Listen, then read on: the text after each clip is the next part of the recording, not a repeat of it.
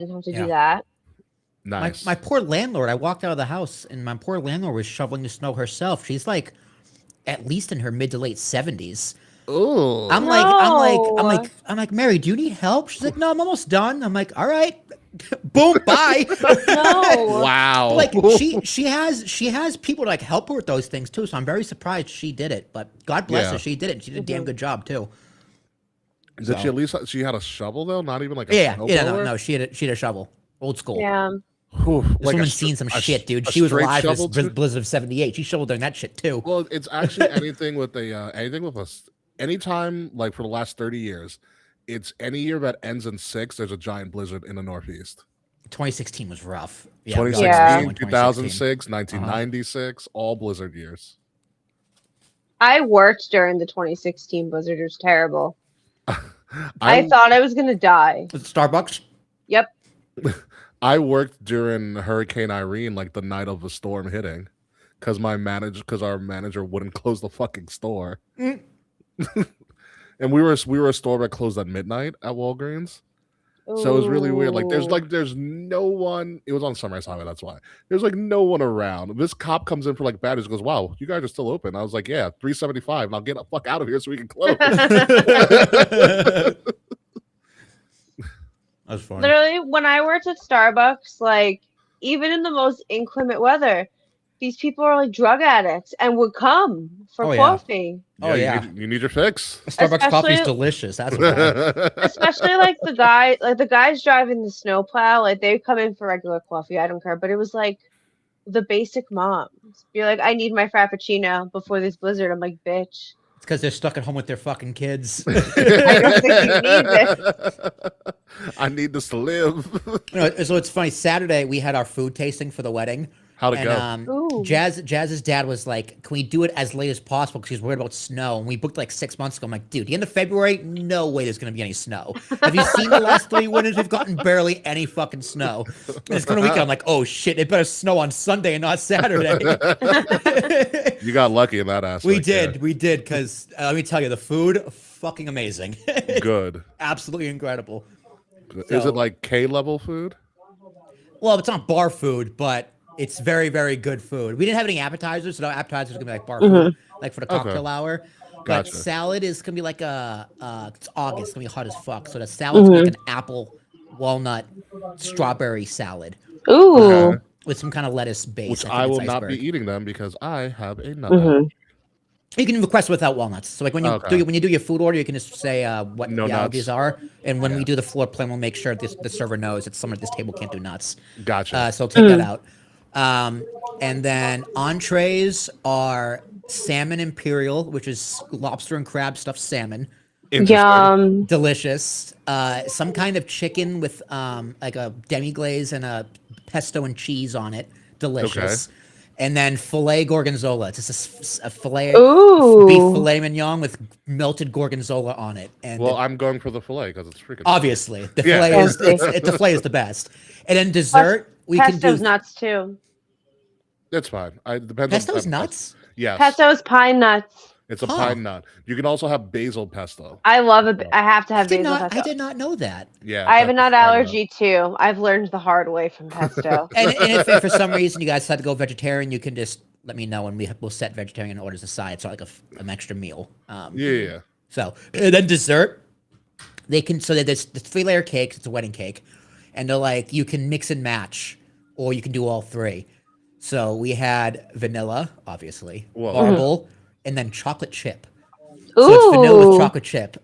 We're doing all 3. Good choice. Yeah, good choice. Yeah, it's gonna be great. I will tell you this: it is all about your cocktail hour. Yes. Yeah. We went to a wedding in June at where was it? It was some fancy place near Glen Cove. I forgot the name of it. Some fancy place near Glen Cove. Yes. Oh my God. Why can't I remember the name of this place? But it was like fancy. This cocktail hour she did, it was like an around the world. So there's like a sushi station. There's an Italian station. Nice. There was like brats. They had Puerto Rican. They had Puerto Rican food because the groom's Puerto Rican. So it was like they had like one option was you do a shot and you got like I think it was like a mini taco. Okay.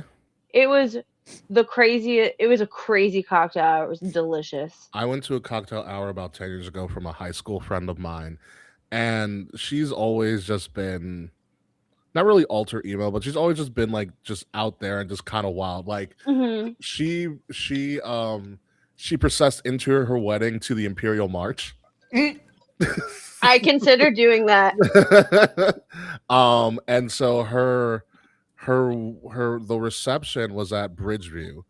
The actual Bridgeview, not the club. Okay, I know you know the difference. And so her theme was circus themed.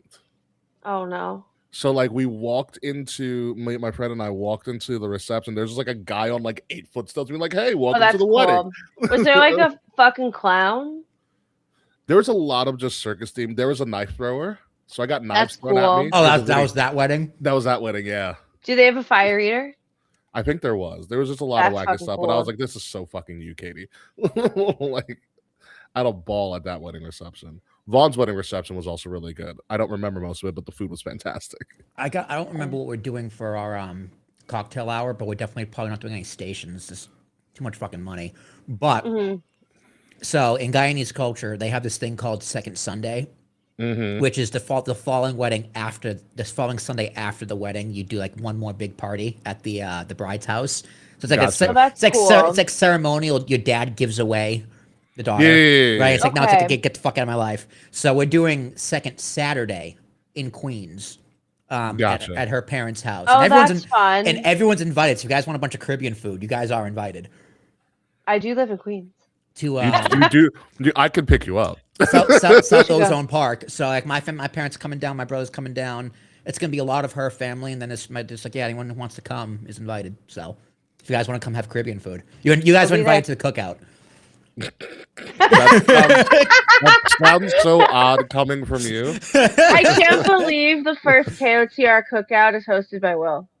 It's not hosted by Will. Well- No, it's hosted by my in-laws. It's Yeah. I am also a guest. Well, Will adjacent. I am also invited to the cookout. Will adjacent. Pretty Dude, much. they throw great cookouts. Mhm. It's just live Caribbean music and like West Yeah. Indian music, and Well then just aware. jerk everything. Yep. And goat. They had like goat stew.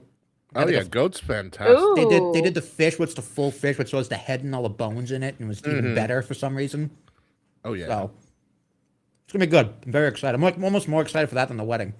I mean, you just have to smile and wave. Yeah. That's what you have to do. Honestly, though, the days Will, your wedding's gonna go. It's gonna fly by. Like it's I gonna know. go very, very fast. Well, since we did And our all- food tasting, it's like I gotta get back into wedding mode. Yeah. And like start paying for shit. And like Yeah. bachelor party's coming up. Jazz has booked her flight for her bachelorette. They're going to Vegas. Where's she? Oh, that's fun.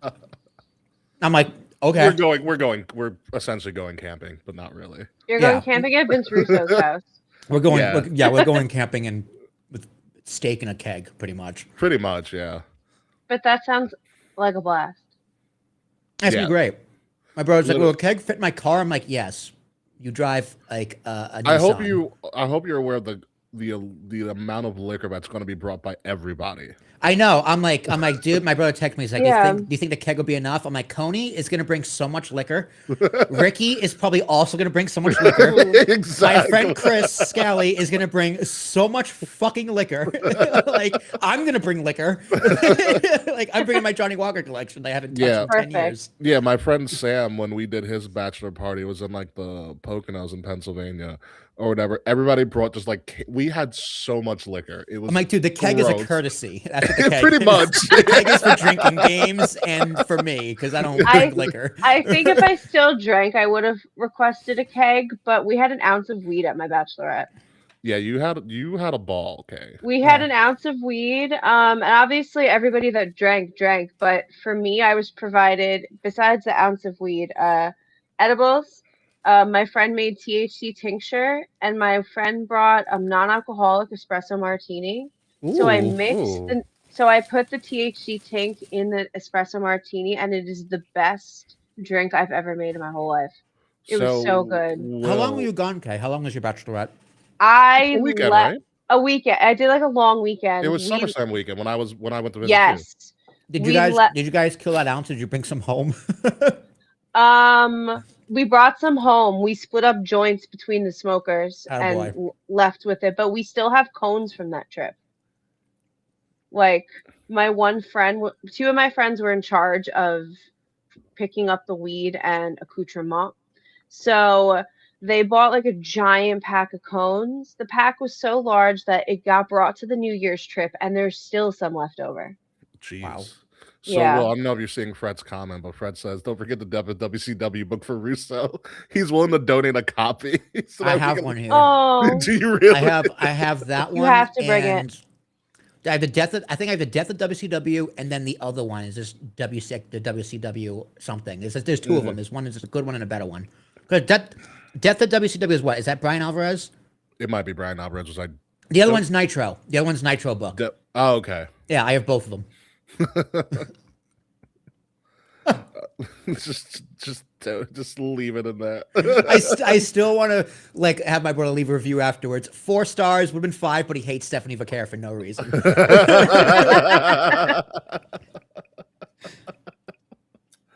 That's very true. Oh man, it's gonna be a fun show. I'm excited. Yeah, I'm moving too, so You got an congratulations. apartment? yeah, Where you we're going to Chatham. Where's that? It's Yeah, like 40 minutes west of here.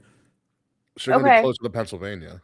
No, we're still northeast. Oh, Like, west. My fault, not east. Sorry. Yeah, Summit. Summit, New Jersey. Summit, New Jersey. It's like on one of the main lines. So it's 10 minutes from my grandmother's house. We're downsizing, which is a bummer, but we need to downsize. I have too much shit. So cheaper Yeah. rent. That's good. We're moving on the 15th. So That's exciting. great. You're moving on the Ides of March. Yes, on the Ides of March. Beware, beware. I mean, Ides we've of been March. month to month. Well, just for February, at least ended January 31st. So we've been month to month.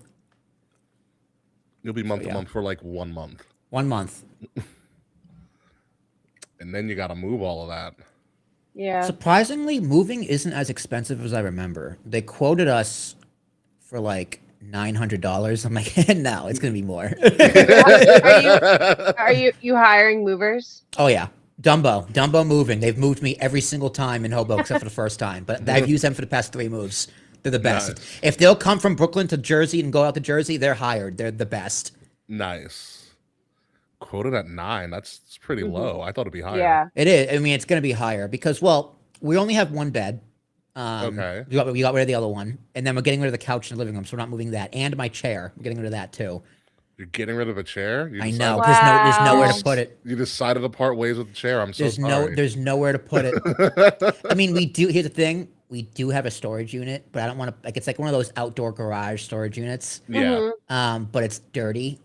It's like You'd have to cover it in plastic. exactly. So it's like I'm not gonna put that chair in there. I'm just gonna get rid of it, and I'll buy another one when I have a house. Rest in peace. I love that Right. chair. I love it so much.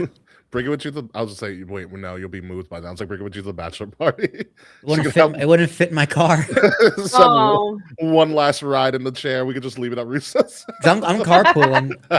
If Roman flies in from wherever the hell he lives, Seattle, if he's still in Seattle, and then Jensen's in the city, so he needs to come out to me. I'm gonna carpool them both up. Smart. Yeah, real smart move. So, but yeah, without further ado, let's get the show on the road, shall we? Oh yeah. All right, we'll be back in 3 minutes as we have some phenomenal things to talk about. Hint, hint, wink, wink.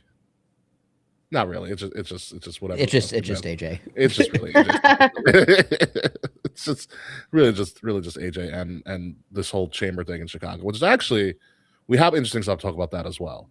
Stuff surrounding the event and WrestleMania stuff too, and it's In none the of vision. it. No, what do you The mean? shelf. The shelf. Was that Fretz's meme? Fretz. He found it. I saw it on Twitter too. Yeah, there's a picture of all of them in the hospital now. Yep. Like, oh my AI. God. I saw it. It's like what's the name didn't hurt his leg, but that's okay. Yeah, all of a sudden, Austin Theory became important at work. Oh, sorry. It was Jermaine. Jermaine shared it. The Yes. Triple H thoughts, and then Fretz did the Maxine one. Oh yeah, Andy. Yeah, that was really funny. So good. Oh god, she plays a dead person real well. Anyway, we'll be back in 3 minutes.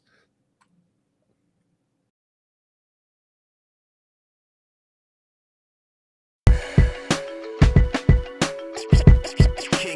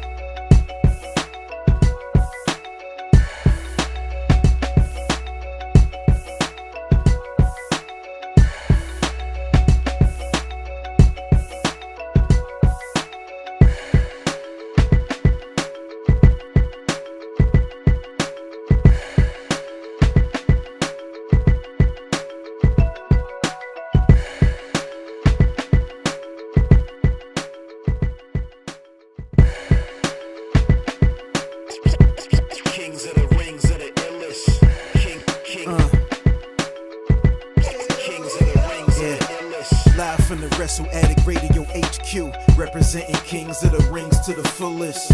King Ricky made the hot tag to Willie T, and out of nowhere like Randy is the Queen Bee.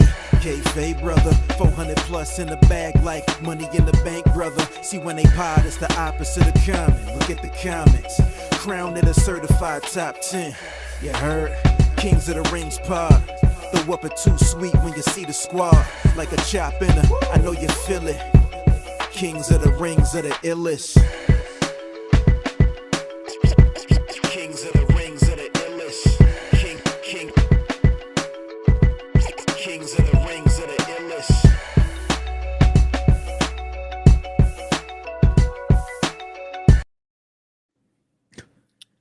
You know, I was just looking at that photo of us in New Orleans, like that epic championship photo or whatever, and I was just thinking, I miss that Keith Lee shirt that I bought. I also miss Keith Lee, who hasn't been on TV in like 26 months. Where in the world is Keith Lee? I don't even think Mia Yim knows or Michin knows.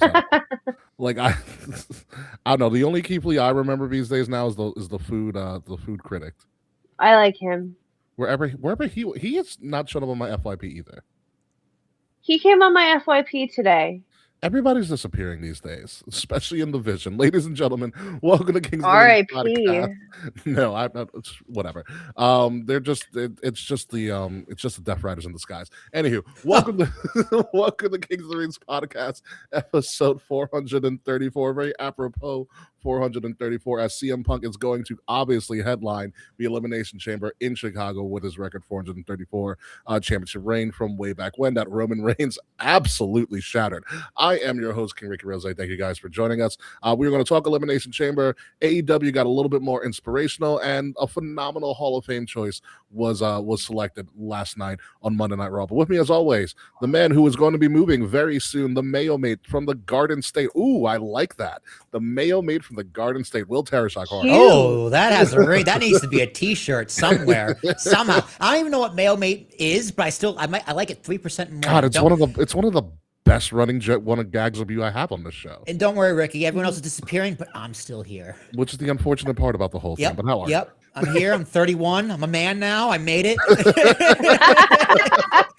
It's things are going good. Things are slowly turning around over here in the Tarashak household. So I can complain, but I won't. Kay Murphy, you gonna join me in not complaining? Hi everyone. Glad to be back. I have finally recovered from Bad Bunny's halftime performance. It was great. It was phenomenal. It has gone viral in my household. It's gone viral. Yeah. Well, I was always a really big Bad Bunny fan. Fair enough. Yeah. Everything is well. The America's Favorite Pet journey has ended. Oh, boo. Yeah. It seemed like it was going to be impossible to win. Because there was... Who won? I don't know. It's still going. Oh, God. So pretty much like every couple of days, like once a week, basically, it would be like getting you down to like the top whatever. So Boris got to like the top 5 of his group, and then he would to make it to the semifinals, he would need to be number 1 in his group. So it was like pretty much just felt like a bracket that never ended. I will tell you this, it is a lot to keep that momentum going. It's exhausting. Yeah. Like, there's only so many times I can harass all my loved ones to vote for my dog. That is the problem with promoting. Yes. It is a rough business to get into.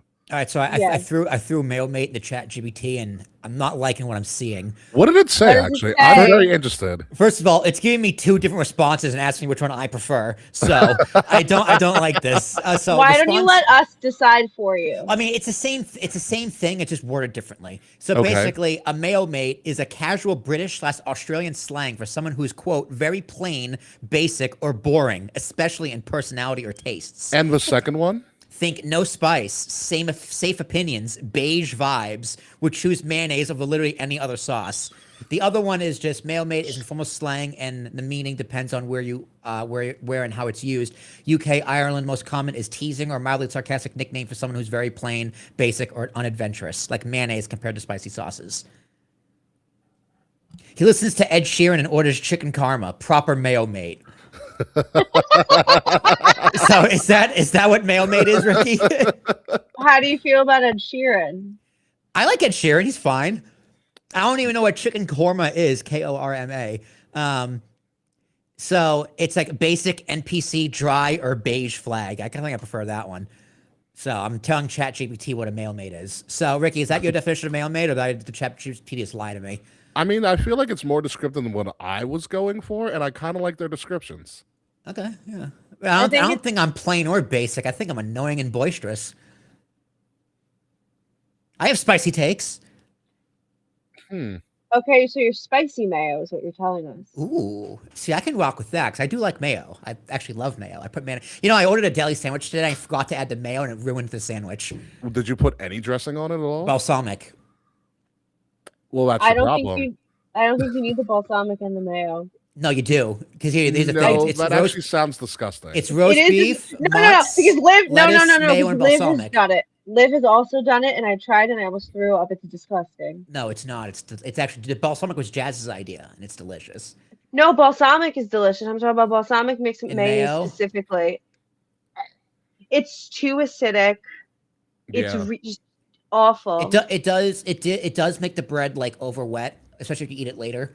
But that initial bite, I was like, the sandwich is just a little dry, and it needed mayo. I like a soggy sandwich sometimes. Little soggy sandwich is good though. You know that lady on TikTok who goes, "Everybody's so creative," and it's usually just horrible things that white people have tried to make. Correct. That's what balsamic and mayo feels like to me. That is an everybody's so creative. Well, that's why I'm your spicy mayo mate. Until further review, you will still be the mayo mate from here on out. So we'll see what happens here. So yeah, let's get this show on the road. Let's start with the biggest news coming out of Monday Night Raw last night as we were recording on a Tuesday. A phenomenal AJ Styles automatically, after 1 month of being retired, to be WWE Hall of Fame. He had his official farewell full with a Creed music video package. Oh, it was the best. That was the best part. I was like, who chose this? And should they be promoted or fired? I haven't decided to this day. I have a feeling it was Xavier Beautiful. Woods. I have a feeling it was Xavier Woods. He walks in, "Hey guys, what are you editing?" He's like, "Oh my god, I have a great idea. Creed, hire, do it." And the editors are just like, you know? But also, it could have been some like Gen Z social media manager, because there's so many edits on the internet of wrestling set to Creed. That's very, very true.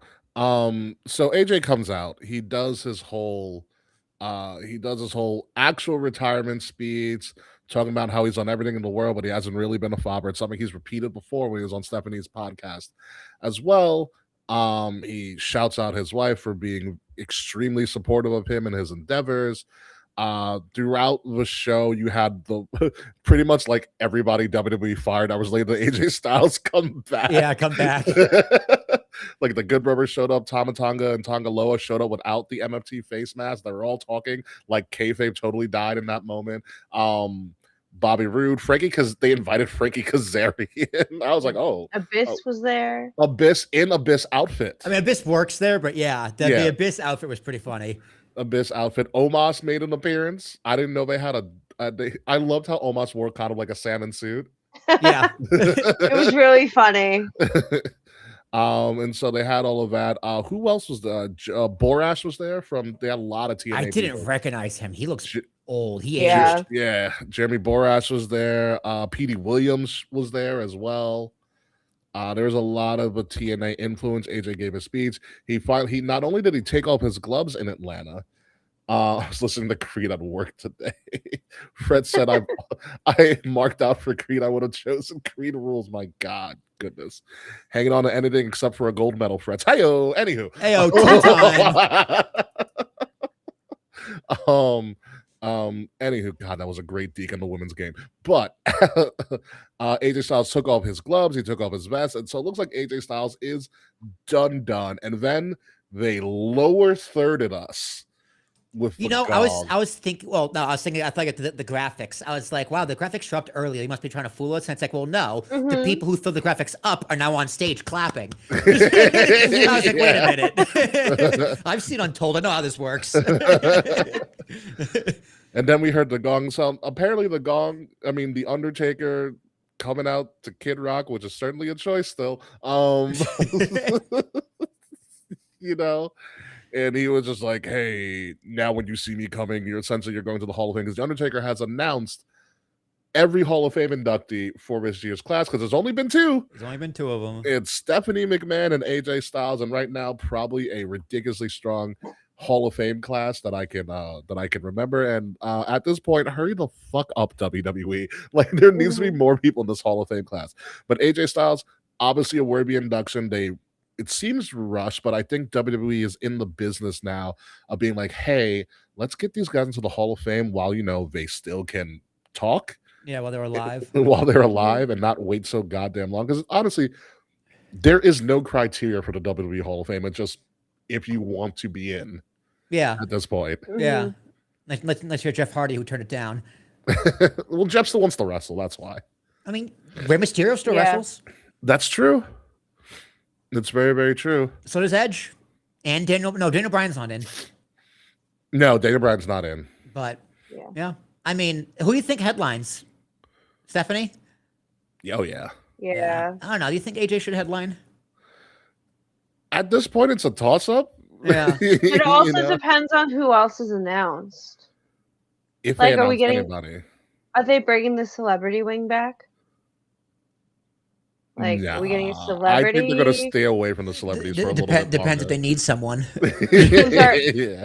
Who's our tag team going to be? Honestly, if there's a celebrity, it should be freaking Snoop. Yes, it should be Snoop. Yeah. It should be Snoop. Snoop's I'm surprised he's not in already. Snoop's done enough. Yeah, Snoop's done enough. I mean, Christ, they put Schwarzenegger in for doing like two things. He held up a belt once. They put him in.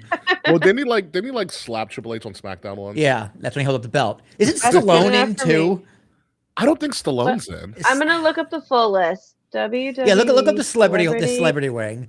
There's a few people in there that's wing. like, what are you doing here? Speaking of like WWE doing stuff in like this is totally like a sideberg. Did you hear about like Creator Fest that they had for 2K26? No.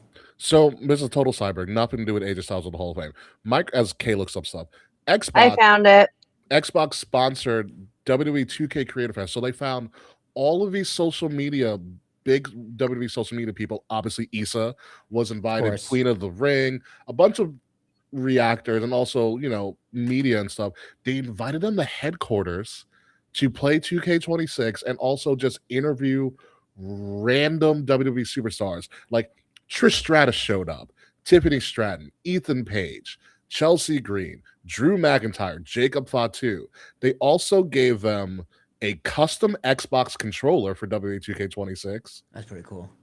They got because you played the card game. I forgot what it's called. Oh my god, yeah. I know. A long time ago when it first came out. They gave him they had him take a headshot of them, and they styled it like the cards in the game. That's pretty cool. And then they also gave him like a hoodie or whatever and stuff like that. So I was like, oh, this is an interesting way of doing things. And I was like, damn, we really need to be serious creators now. I don't want to get a free trip to headquarters. Right. And talk to like Jacob Fatu and Wade Barrett. My only question to Wade Barrett is like, where are you drinking out after this? No kidding. What bar do you want to go to? I have no questions for you, really. I'd probably hang out more so with Chelsea Green because Chelsea Green seems like a fun person to hang out with. Yeah, I feel like, oh god, it's like it's always like when I see these people at a restaurant. What do I say to you? I have no idea. What do me and Wade Barrett have in common? I like your wrestling. Like, I have nothing to say to you. Nothing I can say can possibly be interesting to you. Well, Chelsea Green would be an easy kill for Kay and myself. It'd be like Chelsea Green's our adopted Long Island queen. Like you guys, Long Islanders. You say you guys hear Long Island, and you guys Long Island. I must talk to you. Mine? Yeah, like, no, you guys are a cult. It's impressive. Since I've moved into Queens, I Still on don't Long like go Island. out, but I don't go out of my way True. to look for people in Queens from Long Island. That's true. It's because you're all from I Long don't- Island. No, There's no, a you know difference. what I mean, though. I know. I'm talking you're, about you're like, geographically on Long Island, mentally in New York City. Yeah. yeah. But you are still physically in New York City. Like, I give Queens the credit of being a part of New York City, but they also get the credit of being Thank you. on Long Island. Yeah, depending on You where get both. depending where in Queens you are. Yeah, you get both. So, but yeah, no. I have the celebrity list, but it's shorter than I thought it was. What is run, it? run Let through us it. Run know. through it. Andy Kaufman, Arnold Yeah. Schwarzenegger, Uh-huh. Bob Uecker, Donald Trump, Yeah. Drew Carey, Oh, Kid yeah. Rock. Yeah. Kid Mike Rock's in. Oh, I Tyson. thought Kid Rock was in. No, because you know what it is? They like had to kick Kid Rock off stage. Wait, it says Snoop is in it already. Mike Damn it. Tyson, Mr. T, Muhammad Ali, Ozzy Osbourne, Pete Rose, Snoop Dogg, William Perry, and William Cheddar. I could have sworn Cyndi Lauper was in the Hall of Fame, I want to say but Cyndi maybe, Lauper, but maybe wrong. but I'm like, did I invent that? Maybe. You know why Kid Rock was in Will? It was because he was supposed to perform the next day at WrestleMania, and they Right. told him not to. Because that's when he was like running for Senate or whatever, and he turned into like a political campaign. Wait, what? I forgot. Rock ran for my God. Senate? What was It was- Kid, I was, think it was was like- Kanye his running mate? I think it was like state Senate. It was like Michigan State Senate or some shit like that. He's in Okay. Tennessee though. Now he's in Tennessee. Yeah, He's now from he's- Detroit. At the time he could have been. Yeah, no, he is from Detroit. That's right. He Yeah. came up to Detroit. Yeah, Yeah. he's a strange character, that Mr. Rock. Missed- Why is Drew Carey in? What the hell? I know he hosted once. Kane. No, that was Oh. Pete Rose. Drew. I guess just because I want to give it to Drew. He didn't. I don't remember Drew doing much. I remember Pete Rose obviously doing all the crazy shit. Pete Rose was the best. Mr. T. Pete Rose and Mike Tyson and Mr. T are like the only ones who really should be in there. I'd give it to Snoop. Snoop deserves And it. Snoop. Yeah, Snoop deserves it too. That's fair. Yeah, Snoop's done enough. Snoop announced like a WrestleMania match. He also saved a WrestleMania match when He Shane also- tore his hamstring. Yeah, that's a perfect ad lib actually. I will say the only person I want to see in the Hall, actually two people I want to see in the Hall of Fame, Sid Vicious, Psycho Sid, Oh yeah, and Ken Shamrock. that'd be Yeah. Shamrock's still alive. yeah. It's also to be the second hall. Rumble 2001 is why Drew was in. Ah, okay, that's fair. Yeah. I don't know. I don't forget what happened. I didn't watch it. But yeah, okay. I know he did a spot there. But yeah, I want to see Ken Shamrock and Psycho Sid. Sid should have been in while he was alive, especially because he was sick. Yeah, Like they knew his time was coming up, and he deserves to be in the Hall of Fame. He was the top guy in the early '90s. Also, Cyberg, Frets, I see this jab here. I see this little jab, first gold medal in 46 years. It's okay, Frets. It's okay. You guys should be happy with silver because you guys haven't touched silver since 1993. Anywho, as we move along. Which at this point might as well be 46 years. Just had to get that little jab in. I don't really follow hockey like that. It's just that, it's rush of Americana. Yeah, it's every just 4 fun. It's years. just fun to rub it in. Literally, I felt patriotic for the first time in years for like 5 minutes watching Olympic hockey this weekend. So shout out to the women's hockey team. God, that overtime goal was unbelievable. What did you Crazy. see that? No, I saw the memes of it. What of the women's Yeah. one? Yeah. Yeah, it was essentially like if the N1 mixtape tour, and I'm dating myself here, had like a crossover move, that would be it. Like she literally just crossed her up and she fell to the fucking ground. I was like, geez, it's a nasty move. Didn't the men win too? Didn't the men also beat The Canada? men won. They both won on golden goals. Amazing. Yeah. What a country. OT winners. OT winners. But anywho, so yeah, AJ Styles in the Hall of Fame. He looks like AJ's done, so don't expect him to show up at AEW. Hey, by the look of this picture with the de-aging they did on his face, he looks like he's coming fresh out of Japan. He You looks, know like, what- he looks like he debuted. He looks like he could be a mixture of the Good Brother's son. Oh Yes. my God, yes. And my does. one problem with the speech, he missed the opportunity to go to his wife. You truly are the phenomenal one. It was right there, AJ. It was right fucking there. Oh. That's true. But yeah, good speech, good moment. Taker coming out, I was just like, oh my God, they're gonna do this now every time, aren't they? Yep. It's like, Taker, I that's your real- job now. You induct people into the Hall of Fame. I thought a match at Mania was coming, dead ass. Oh, when he said I we was have like, unfinished oh business, I was no. like, Jesus, no, I was Taker, you like, don't have I'm knees like, this anymore. is the fastest retirement I've ever seen. And like, if Taker came out of retirement to force AJ out of retirement so they can have a proper match at Mania, I was like, wow, Mania sales are worse than I thought. It would have been really funny if Brock came out F5 Taker and said, I'm challenging you to Mania. And someone should be like, that's not how open challenges work, Brock, but okay. Guarantee you, Saudi Mania, Brock Lesnar's going to do another open challenge, and it's going to be The Undertaker. Mark my fucking words.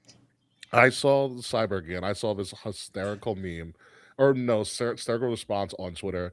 Be like, so someone asked who should answer Brock Lesnar's open challenge. Somebody retweeted and said, the police. Oh, oh, oh, wow. I was like, oh, quick win, and I love it. I mean, I think they're on tour. He means the Rock band's the police, clearly. Wow, what a joke. What a great tweet. Yeah. Oh my God. Police. Yeah, Twitter is undefeated, and it will always be undefeated. One of the most unhinged places in all of the world, and galaxy, and multiverse, for that point. But moving along to AJ getting to the Hall of Fame, we are going double or nothing, hopefully, this spring, whenever we get out of all of this snow, because AEW's Double or Nothing, for the first time ever, is coming to New York City at the Louis Armstrong Stadium, Sunday, May 24th, in Queens, New York, kayfabe's backyard. Now, just to be clear, this isn't Arthur Ashe Stadium. It's a bit smaller. However, it is AEW Double or Nothing. It's one of their biggest shows of the year, one of their original shows before they start expanding to other big pay-per-views. All In, obviously, is going back to the UK and in London and Wembley Stadium. So it's going to be a pretty big deal for AEW to come to New York City. They always do really well. That's where Zoran Mamdani decided he was going to run for mayor, and somehow that worked. Oh, that's where he announced? No, it's not where he announced, but he was inspired by watching Bryan Danielson versus Kenny Omega at Grand Slam. We were there. You were there. Okay. So we were, and Zoran was sitting in a similar section to us. Was he really? I've seen this. Yeah. Okay. Did he say that to a bunch of fucking wrestling fans from New York? Like, no, he said it. He said it in like his campaign trail. Yeah. That's funny. He's like, I was watching wrestling, and it was a 60-minute time limit draw, and I was like, I gotta run for mayor. And he fought for his dreams, and I should fight for mine too. He's also CM Punk, Mark.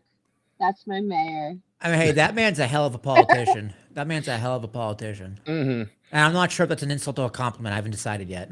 I think it's a good thing for right now. Although he's not in my jurisdiction, so like I don't have any. I mean, I'm not upset that he won, and I'm not really happy he won either. It's again also not my jurisdiction. Like people in New York, I'm not taxed by you anymore, so I'm not affected. Well, AEW Double or Nothing is something I think delighted. we should consider to go to, because it's AEW and it's I probably agree. the most affordable wrestling show that we can go to. That's a major wrestling brand these days. Absolutely, it's gonna be a game time decision because I am gonna be further away. You are gonna be moving, so yeah, travel's gonna be a little bit. It's getting there. It's also a Sunday. Getting there and back's gonna be a pain in the ass. It's Memorial Day weekend, I believe, as well. Okay, that's that's a different story then. Yeah, it's game time decision. Depends where I'm at financially with work and everything. But I'll keep it open. It's also my dad's and my brother's birthday weekend, so I might be going home. So. Gotcha. Yeah, I don't know.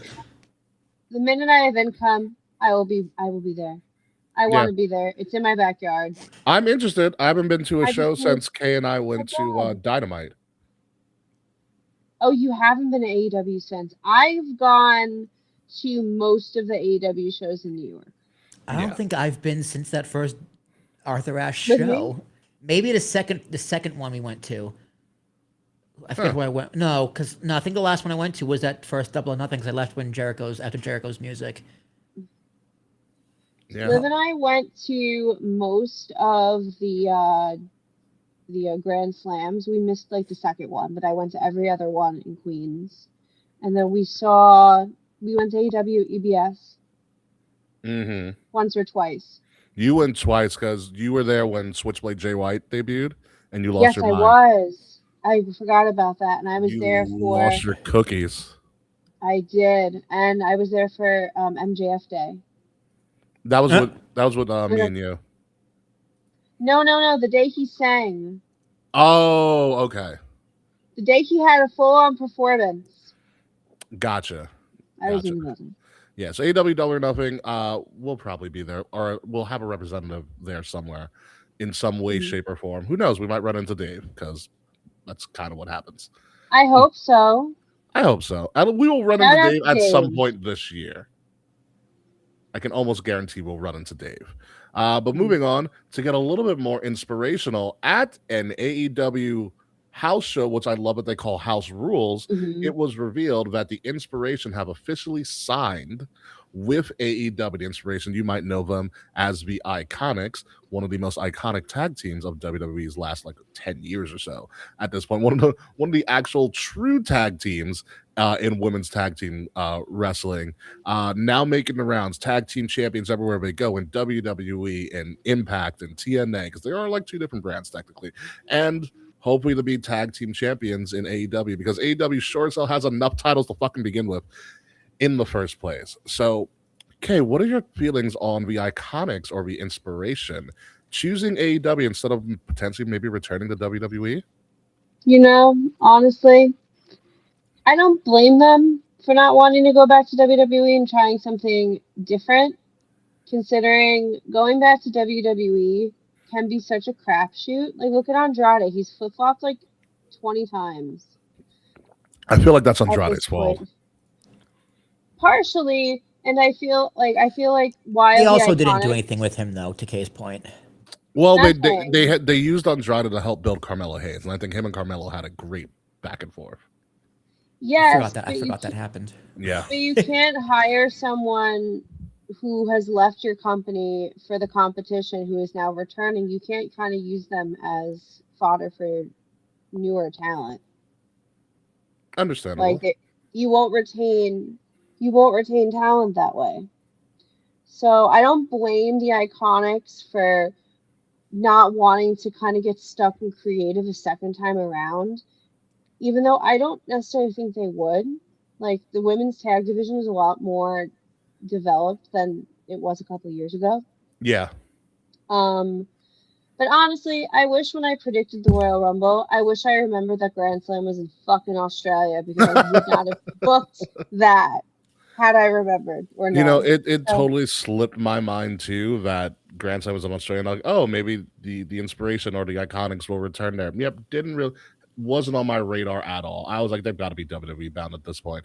But they're not, and good for them. Listen, I'm waiting for the day, if this happens, that the Inspiration meets up with Babes of Wrath, which is Willow Nightingale and Harley Cameron.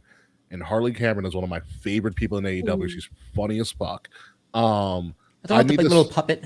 What was the Sasha puppet? Yes. Yeah, the Sasha puppet. Okay. Yeah. I want to see Harley Cameron and Jessica McKay, aka formerly known as Billie Kay, just have a joke off. Yeah.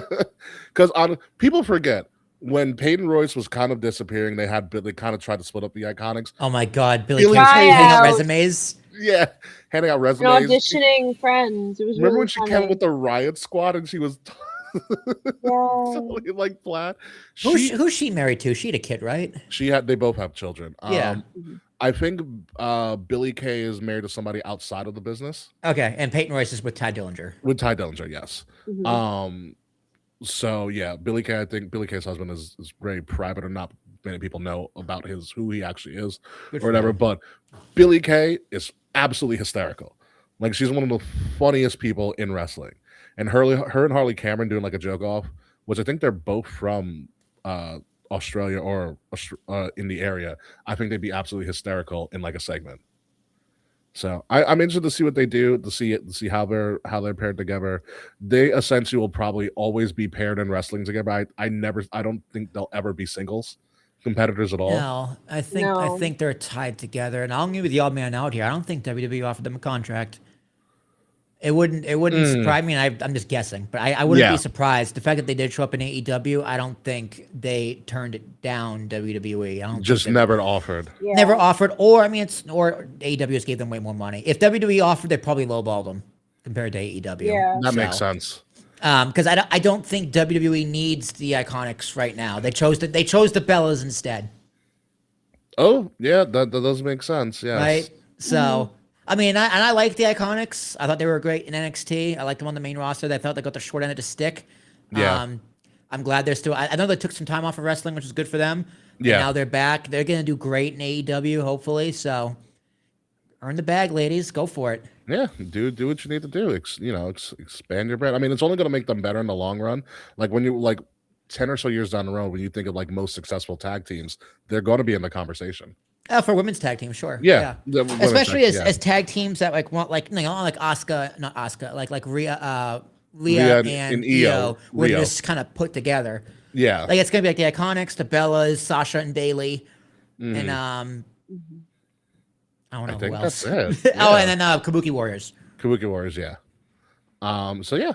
Congratulations to the Inspiration. I hope to see them a lot more in AEW. They haven't really been featured since they made their debut, but they are officially All Elite. Let's move on to this weekend's big event in wrestling, emanating from the United Center in Chicago on Saturday, February 28th. It is the Elimination Chamber, the first time WWE has held an event there in God knows how long. And the last time CM Punk was pretty much in the United Center, he was debuting in AEW. So what a turnaround this is going to be. So some interesting things have occurred and have come out in the world of wrestling surrounding WWE's Elimination Chamber in Chicago, as well as WrestleMania implications as well. So it has been revealed that WWE and TKO, which is more of a TKO thing, I believe, have issued essentially a blackout rule around the city of Chicago, meaning that they cannot hold any watch parties around the city of Chicago because they're blacking them out. Not hold any watch parties, so you can't go because they need people to show up in the arena. So we're not allowing ticket sales are that bad. So they're not allowing that. It's also been rumored or I think also confirmed that there is a 50-mile blackout rule surrounding WrestleMania in Vegas as well. And we already know they're having a bad time getting tickets for WrestleMania in Vegas, which for a multitude of reasons. But let's go to Game Time right now and see the tickets for WWE. So the logic is right now is that they're doing this blackout rule because they want people to actually show up to the event and not go to watch parties. But to be honest with you, it's so much freaking cheaper to do a watch party at this point in time than to go to a live WWE event. But because of this blackout rule, welcome back, Kay. Because of this new blackout rule, they are not allowing watch parties around Chicago. We're not going to allow watch parties surrounding the Vegas area for WrestleMania as well. And I think it's a horrible move. Oh my God, there's a lot of tickets available here. For what? Elimination Chamber. Yeah. So if you want to sit... God. Are you going? No, I'm just looking at tickets. So this is secondary market Game Time, correct? Game Time. Okay. So if you want to sit section 330... So that's a nosebleed. That's up top. You got to pay $387. Jesus Christ! Yeah, no wonder they're not selling tickets. You want to sit? What is the base? What is Ticketmaster going for? Because secondary market, everybody makes their own price there, so that's hard to gauge. Fair enough. Can anybody go on Ticketmaster and see if there are any standard tickets left? Ooh, and what is those prices? I'm on TickPick right now. For floor seats on TickPick, one ticket is $748. The cheapest ticket is section 329, row 16, $289 on TickPick. So what my Game Time wasn't that much off. Well, because the other thing that included fees, so Ticketmaster would probably add the fees and probably be about the same. Yeah, I'm doing Ticketmaster now. So I'm interested to do is I love how ever since TKO has taken over WWE, number one, they've gone money hungry, and they went out and said oh, we noticed that Vince McMahon was pricing for families and not optimizing his profits. Yeah, there was a reason for that. Here's the thing. and I'm going to go on a little bit of a soapbox here.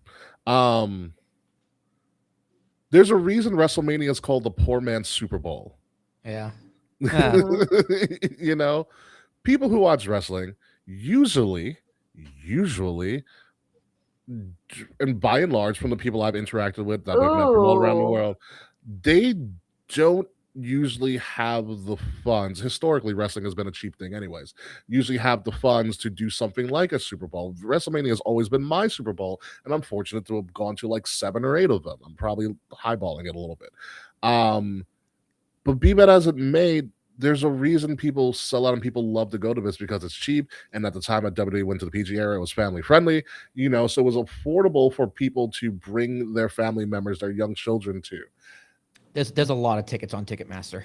Jesus, what are we looking at? Cheapest tickets, $233. $233.45, section 328, row 9. Jesus. So upper bowl, nosebleeds at $200. That's why you're not fucking selling tickets. Yeah. And Ricky, just kind of build off your point there because I was paying attention. The ticket sales, and is from Andrew Zarian because he has people in marketing, so he understands. He has connections of Madman Wrestling. The people who are buying the tickets, single males. So they're going alone. They're going by them. That's bad. That's horrible. That's that's not. That's not good. That's not a recipe for growth. Yeah, not at all. Because say what you want about Vince McMahon, those kids grow up, make more money, and spend money on wrestling on their kids. Yeah, he understood you have lower ticket sales as a barrier to entry to everything else that makes you more money. Which is like the merchandise. John Cena was selling like crazy for kids. Exactly. It's it's TKO is being very, very short-sighted with their quarterly earnings. But to be fair, it's that time of the week, Ricky. It's time to look at the TKO stock price. And they are also create a graphic for you for that one, actually. Yeah, at live events, they're prioritizing. Every city is getting like a merch for every city now. Like, which I get, that's cool. Brock had a Suplex City with the road sign. Yeah. So their stock price is currently at $209.39. It's up 1.1% on the year. Interesting. So I'm a happy investor. Yeah, right. I bought it like 90. But yeah, they've got to do something for this because at this point, WrestleMania, TKO and WWE are doing everything to not solve the problem. They're like, well, I guess it's creative. Well, I mean, creative is a problem, but it's because you're too fucking expensive. Yeah, creative is okay. I don't think creative is that big of an issue. I don't watch SmackDown, so I can't really speak to SmackDown's creative. SmackDown's fine right now. I like SmackDown this week, actually. Yeah. But having it be 3 hours, I think, is also a mistake. And then, ticket sales. It's too fucking expensive. It's too expensive. You're pricing out your fans to try to bring in new fans, but your new fans are only there because when you look at the TKO takeover of it, is that you invited all these celebrities, so you want to make it look like it's a luxury event. Mm-hmm. Which to an extent it is. To an extent it is. They invited little Bow Wow yesterday. He's just Bow Wow now. He's just Bow Wow now, yeah. Well, yes, but I was just, he's not the celebrity. He's not relevant anymore. God, I always get little Bow Wow mixed up with the Nickelodeon show Little Romeo, where Styles P was the dad. Not Styles P. Master P. Yeah. You know, what TKO was trying to do is something that the NBA did when the NBA had that giant boom. Number one, they did. You're probably too old for this. Well, so they started around the 80s and 90s, Magic and Bird, and then Jordan. Obviously, they had this campaign called "The NBA is Fantastic." Okay, so what they did was they would have all of these celebrities and be like, we're at the NBA game because it's fantastic. And then they also prioritize the superstars in the refereeing of the game as well. And then the Pistons were like, we're the bad boys, bitch. And that also kind of worked. It worked. I watched the Bad Boys 30 for 30 the other day, so it's just fresh in my mind. Yeah. Do you love how the Raiders are pretty much the people who created the Bad Boys? Yeah, it's great. Yeah, pretty much. Because we're the Raiders of the NBA, we're Raiders of the NBA. And Al Davis is like, you know what? That's fucking genius. Here's some t-shirts. Yep, we're the Bad Boys. But yeah, that's what they're trying to do, and they're failing at it badly. Yeah, no, they are. It's not, but I don't know. Like, is it working? It's hard. It's hard to say because business. It's not like business is bad. It's definitely down. They're not selling out like they were a few years ago. It's not as hot as they were with the Bloodline angle. It's not as hot with Cody building his story. But business, it takes a dip. You've had a lot of injuries. Your top stars are down. The economy kind of is what it is. You kind of just get the most what you can. You know, I'm not smart enough to kind of analyze the business from a business perspective, but from the outside looking in, it's hard to argue with the results because it does come across as a top of the line, clean family product. Yeah. It's very polished. They pivot very well. Are they kind of going viral and as, you know, we said they were are they as mainstream? Not really. No. Not really, but it can turn around just like that. I mean, the stock price keeps going up and up, so business isn't doing bad. The video game still sells well. Their merch still sells well. Like, ticket sales are just one part of their business. Just one part. Maybe that's the strategy. Yeah. Is that maybe we can suffer in ticket sales, but we can be successful everywhere else. And also, they're kind of moving away, not moving away from the American market. That's always their bread and butter, but they're doing another European tour. They just got back from a European tour to do another one right after Mania. Yeah, Clash in Italy, which I did not put up there, but Clash in Italy is happening as well. So we'll talk about more as it gets closer. But the past few years, they've had a main focus of expanding their audience. Expanding the products. To newer audiences where, I don't know if you noticed, which we have, it's cheaper. It's cheaper and they sell better there. And they sell better. So it's like they're definitely taking the American audience for granted. I agree. But to be fair, I mean, we are suckers. So, I mean, the NFL's doing the same thing. Like we talked about on the pre-show a few weeks ago with Bad Bunny. Like, they're not doing it because it's fucking woke. They're doing it because money. Because they're trying to expand Latin America. Yeah. And guess what? It worked. Yeah, it worked really well. Shout out to Ricky Martin, by the way. I missed that guy. Goodell's had a hard on for Europe for the past decade. Yeah, I mean, they tried NFL Europe in the 90s and it didn't go over so well. But you know, we could try again. But anywho, back to Elimination Chamber emanating from Chicago. We should have brought Smiley on, but Smiley's not around right now. So let's go to the biggest match on the card historically. The men's Elimination Chamber match. We have Cody Rhodes, Randy Orton, Jey Uso, who wasn't supposed to win, versus LA Knight, Trick Williams, and Kevin Nash's favorite wrestler, Javon Evans.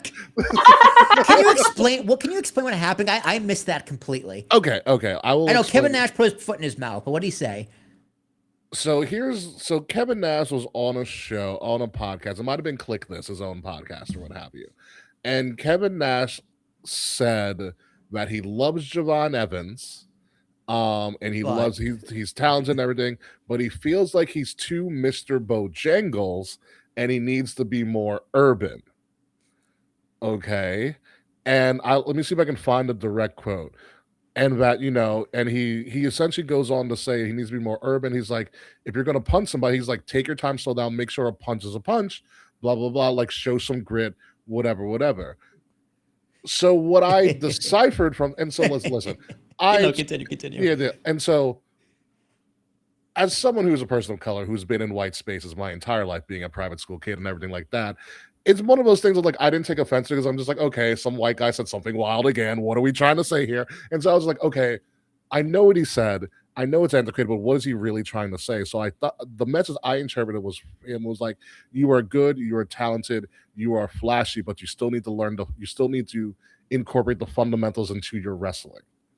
Is what I got from that. Like, I think about where Kevin Nash is from. Kevin Nash is also from Detroit. He is from an urban place. And at the time Kevin Nash was growing up, Detroit wasn't a great place to be. Very urban. Yeah, very urban. You know, so for him to be like, you need to be more urban and show grit and show toughness, I understand that where he's coming from, especially from his age and from when he wrestled. You had to be a tough guy. You had to have the fundamentals. You had to do body slams and stuff. What I think Kevin Nash was trying to say was that your flash is good, but you still need the fundamentals of wrestling because that's still going to take you far. You know, it could have been a lot worse because if this was like 30 years ago and it was Harley Race, he'd say, stop acting like a monkey and start acting like a thug. That's also very true. So do I understand why people are offended by the What were they more offended by, Bojangles or urban? Bojangles. Bojangles is clearly from the menstrual period of America. Yeah, because like I know what he means by Bojangles, but urban, I'm like, okay, what does urban mean? Yeah, urban has historically been used as a negative connotation towards athletes of color. Yeah, it's like I take it as being more like a thug. Yeah, exactly. Yeah. And I don't think he meant it in that notion. Because I follow Kevin Nash, and I feel like Kevin Nash is a freaking awesome person. I just think he used horrible language to get his message across. Yeah, but you know what? He said it in a way everyone understood what he meant. But like this is nation where it's like, well, intent matters, right? Impact will always be greater than intent. Yes, but you can't ignore intent. Like I don't think he was meaning to insult him because that's what he. I don't think so. I don't think so either. Yeah, it's like this take. The one thing I don't like about Javon Evans is just the craziness, the shaking in front of the camera. That's the one thing. Oh, the entrance. Yeah, it drives me crazy. that is. It took one. I want to see how looks. That is the one thing I don't like. But everything else, I like the bouncy on TV. Like I want to see how not on TV. I want to see how it looks in person. Crowd. Yeah, probably weird. Yeah, like what does he do before he shakes the camera? Walks up and shakes it. Like it's just it's one thing I don't like. That's why I'm like, okay, Kevin Nash, I know exactly what you mean.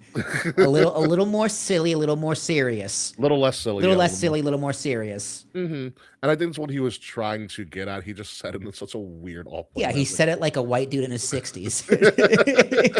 from Detroit. From Detroit. Yeah. I was just like, Kevin, I understand, but come on, man. Come on, yeah. Come on, man. Come on, Kev.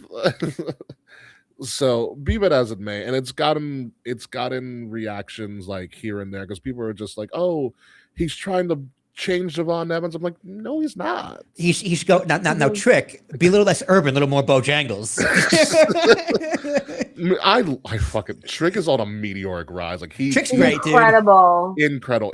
So they had him on a PR tour for Elimination Chamber, and he shows up shirtless in just like a jacket and shirtless. Of course he does, dude. He's a man who knows his character. It's true. I need him on every show, every podcast. I will tell you this: when he was doing his TNA run, and TNA had the charity softball event before Slammiversary, he showed up number one late, but whatever. But he showed up shirtless as well. I'm like, my God, Trick. It was a nice day that day. It was a really nice day. It was a nice day out. So listen, Javon Evans is here to be a spot monkey, no pun intended. Whoa. Relax. Jey Uso is there because the Vision can't keep themselves together at all. The vision is my vision. The Vision developed astigmatism.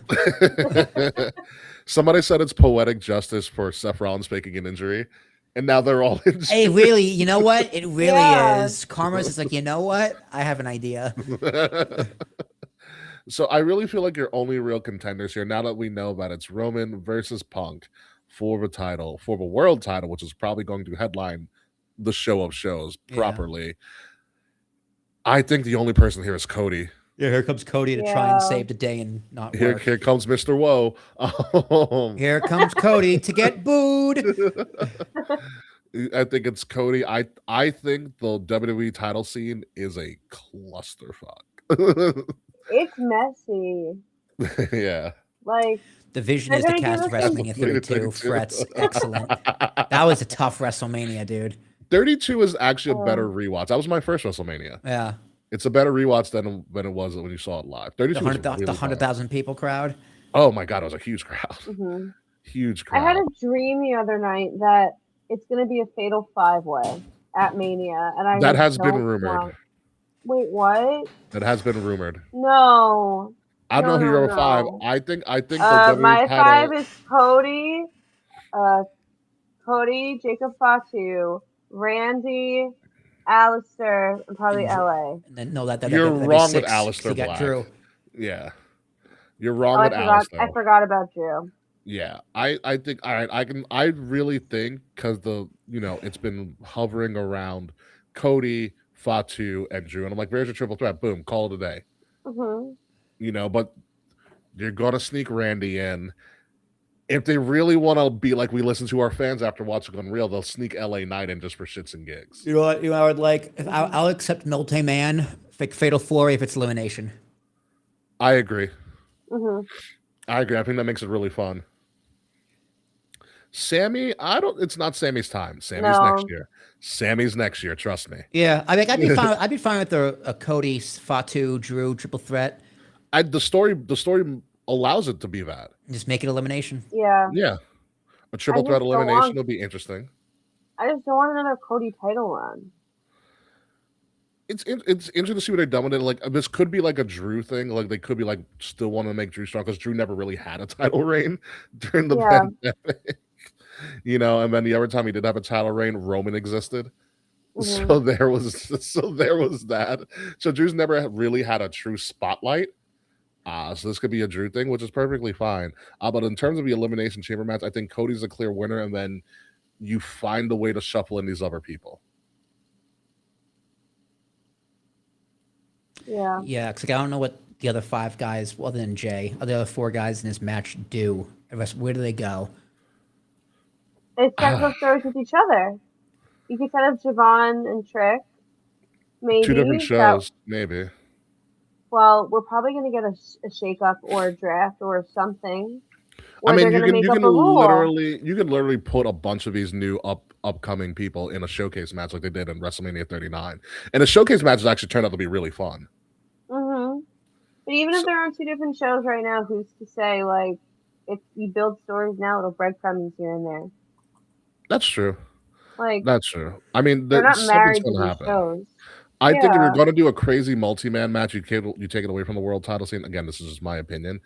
You have enough people in your upper mid card, lower mid card to do multi-man matches for your mid card titles. Like there needs to be a ladder match in this Mania, at least for the U.S. title, because the U.S. title's hot right now. Mm-hmm. You know, but in terms of this, for who's going to challenge Drew proper, it is probably going to be Cody, and then within the next month they will weasel Jacob Fatu in. Well, if the U.S. title is hot right now, I think that needs to be a 1-on-1 feud. The IC title is ice cold. Throw that shit in the ladder match. Dom doesn't defend. Yeah. I was saying the other day, I forgot who I was talking to, but I was saying I wanted Javon Evans versus Dom at Mania for the IC title. That'd actually be really fun. Penta would be better. Penta would be better, yes. Make it a double title match. Penta wins the IC and AAA. But isn't that Raw next week? It is. It is Raw next week. I would love for Dom to defend a Mega Championship against Penta at Mania. I feel like that'd be really cool. I like what Fretz is saying in Mellow the chat. Trick, Kit Wilson, and Ilya. You just want Kit Wilson for the theme song. Kit Wilson is not a credible title contestant. No, but he could be there. He's not going to win. Kit Wilson is the Heath Slater of this generation. He should have been in the Rumble. I'm still bummed about that. His time will come. I don't think Saudi would have taken too well to that gimmick. Calling him toxic. Toxic masculinity. Ooh. You know, like their crown prince. Ooh, a little toxic because he'll poison you. Yeah. So are we all going with Cody here for the clean sweep? Yeah. Yeah. Yeah. Easy to the peasy. Easy peasy lemon squeezy. All right, folks, moving on to the women's elimination chamber match. We have Alexa Bliss, Rhea Ripley, Asuka, Tiffany Stratton, Raquel Rodriguez, very big surprise, Asuka, and huge surprise and upset, Kiana James. Good for her, man. She did great at the Rumble. Yeah. Kiana James is fantastic. She's finally healthy, obviously, so she's getting some time. I like the fact that she's Julia's essentially advocate because she plays that role really well.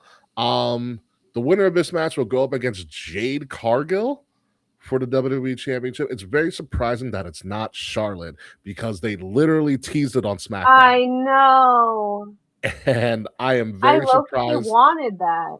I'm very surprised Charlotte did not get in and Kiana James won that. So that is a massive swerve for me. And at this point, it's a toss-up. For me, I would love Tiffy and Jade too because they got screwed at SummerSlam and they had something going. I think that's something to be told there. Asuka Interesting. versus Jade is a clash of styles.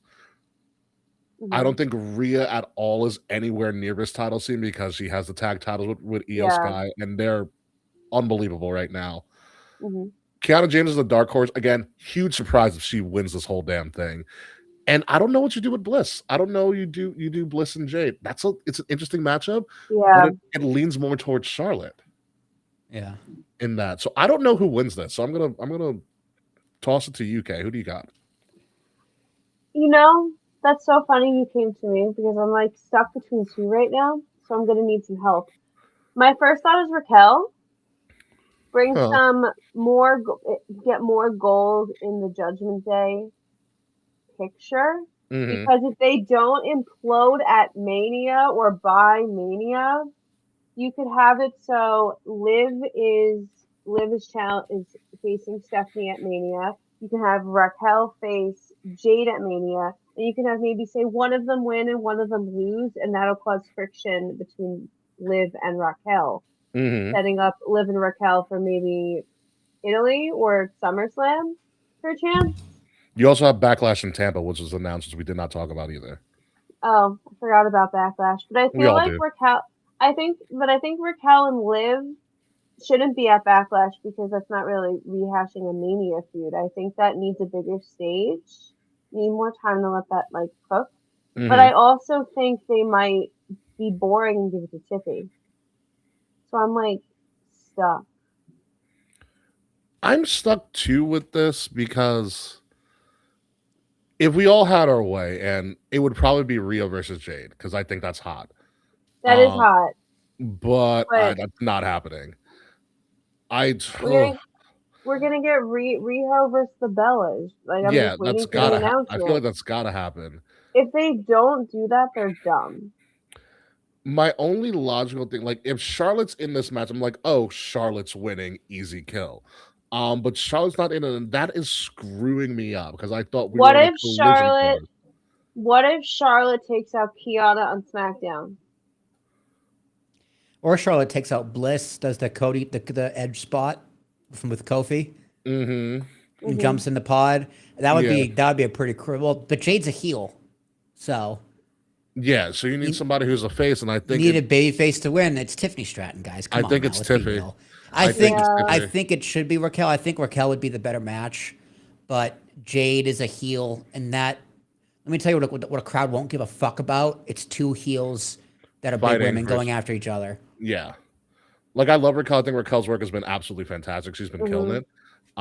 Ever since Kevin Nash gave her that advice, she's just done a great job. It worked. Be a little more urban.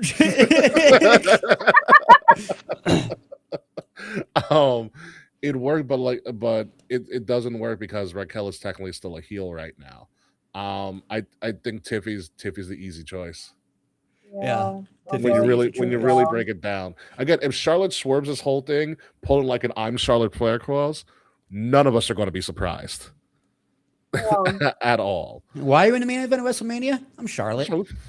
You know what? You are absolutely correct. This is the only time in WrestleMania history where you'll hear me say, I wish Charlotte was in a match. It would be easier to make a clear-cut winner, but that's what makes this match interesting. I'm finally liking what she's doing. Yeah, she even wore Bliss-inspired gear on SmackDown. I liked it. She was like, I'm wearing studs, not sparkle. Yeah, and if this is just a long con for Charlotte to turn on Bliss, again, it doesn't work because Charlotte would then be heel, and Jade is also a heel. So it wouldn't work. However, it is a clash of like the best women's wrestler of our generation and arguably of all time versus, this potential juggernaut that is that's just getting started in Jade Cargill. However, I think the story is you have a better already laid story of Tiffy and Jade. And Will and I saw them at SummerSlam. They did a great job. It was just really short. Yeah, they needed more time. So I'm going to go Tiffy. Who are you going with, Kay? It's Tiffy time. God, I'm also going to go with Tiffy, so I'm going to be pissed if Raquel wins. It'd be weird if Raquel won. Will, who you got? I also got Tiffy. Yeah, I feel it's she's turned into a safe bet. Yeah, and they allowed her to take time out, so now she's kind of fresh in everybody's mind. You know, so She got a new boyfriend too. yeah. What a change! What a change! No more Germans. Yeah, it's now whoever homeboy He's is. a little more urban. At this point, it's a show title, a little more urban. I think he's on NXT. He's a wrestler.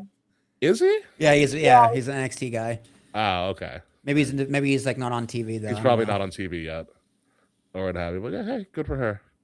Good for her. Maybe that No, Lubick good for him. He has money now. Yeah. He is upgrading.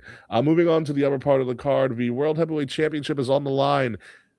Skip. Just for celebratory purposes. CM Punk, Chicago, or Chick Magnet Punk versus Finn Balor.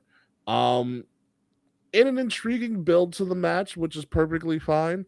I love it all, but you already announced CM Punk versus Roman. This match would have been more of a toss-up if Roman announced at Chamber, which hindsight being 2020, that would have been a perfect way to do it. You know, Punk wins, Roman comes out and he goes, it's me and you at Mania. You cut that same promo like I'm doing this because I hate you type deal. You know, and you announce it there. Would it be a little late in the game? Sure, but who cares at that point? Roman showing up to challenge Punk in Chicago for WrestleMania is just highlight. That's an ESPN Sports Center highlight after highlight after highlight. You do that all the time. However, we already announced it, so I think it's pretty much of a no-brainer. CM Punk wins. How he wins can also be a very interesting predicament. Like, do we make it seem like, is this a possibility? Do we make it seem like that Balor's going to win and Roman helps Punk so that he can get to Punk at Mania?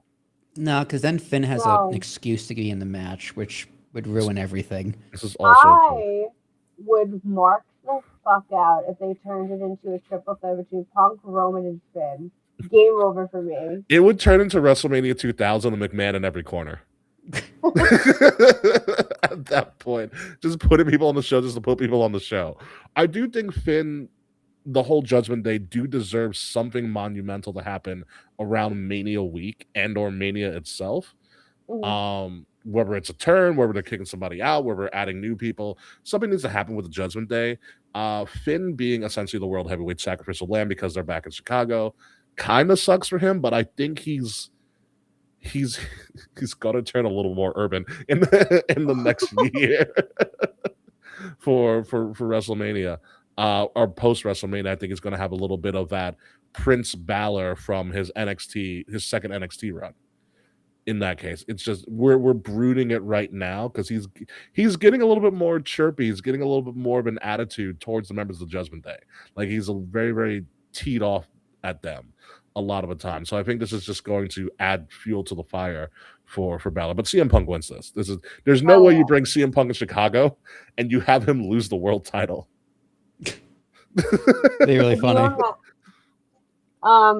If that happened for whatever reason, I need a whole segment. That's fine. That's fine. Punk loses in Chicago. I need a segment. Like, absolutely not. I'm excited.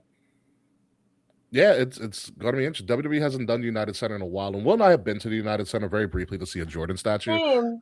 But that arena is massive. But I saw the Misfits at the United Center. The seating is fucking cramped. You got no leg room. Oh God, yeah, that's like the Allstate Arena when Will and I went. Small chairs. Small chairs. Small chairs. Acoustics fantastic. Chairs really small. Very small. Very, very small. Be it as man. So now going on to the final match on this card. It's only a 4-card match because it's Elimination Chamber. You need time for all of this stuff. Becky Lynch putting her Intercontinental title on the line versus AJ Lee. Again, a semi-homecoming for AJ Lee because she's married to Punk, so she is already adopted by Chicago. This is probably the most, from a storyline standpoint, outside of like, you know, the Women's Elimination Chamber. This is probably an interesting way. Like, how are we going to go with this? I do believe this is part 1 of 2. I agree. I do believe this is happening again at WrestleMania. I agree. It's just a matter of who holds the title going into Mania, and then what the stipulation is in Mania, because you cannot do the same singles match twice. So what do? So the big question is, we have to figure out who goes into Mania with this Intercontinental Championship. Is it Becky Lynch? Is it AJ Lee? Will, I'm going to throw to you, sir. Has to be some sort of dusty finish. Like, Okay. if whoever wins this clean, so what's the point of having another match then? Fair. Like, we already saw it. It already happens. I liked my idea from last show, where it's like some shenanigans happens and the belt is vacant, and they do a ladder match, That could work. a one-on-one ladder match. Ooh, kick it old school like WrestleMania 10 Yeah, style. WrestleMania 10.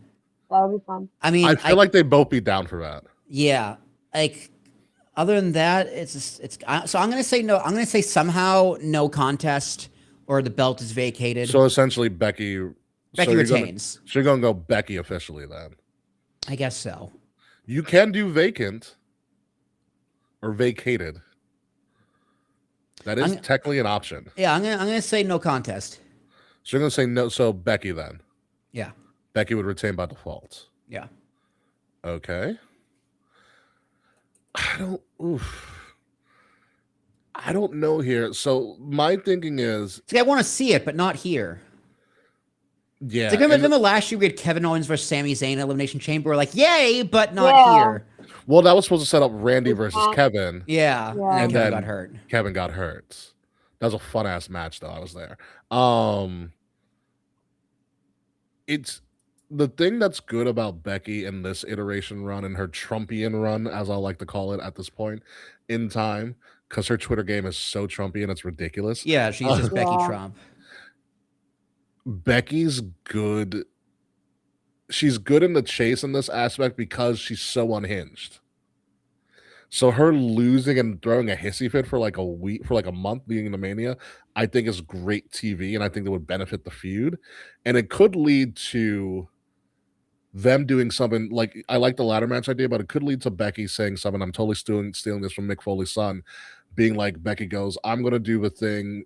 I'm going to make you say the thing that you said over 10 years ago. I quit. I quit. Oh. Yeah. I quit. Becky trying to get her title back against AJ Lee. It would be cool. Maybe does Becky need a sidekick? No. Like, remember she had what's her name? Zoe Stark.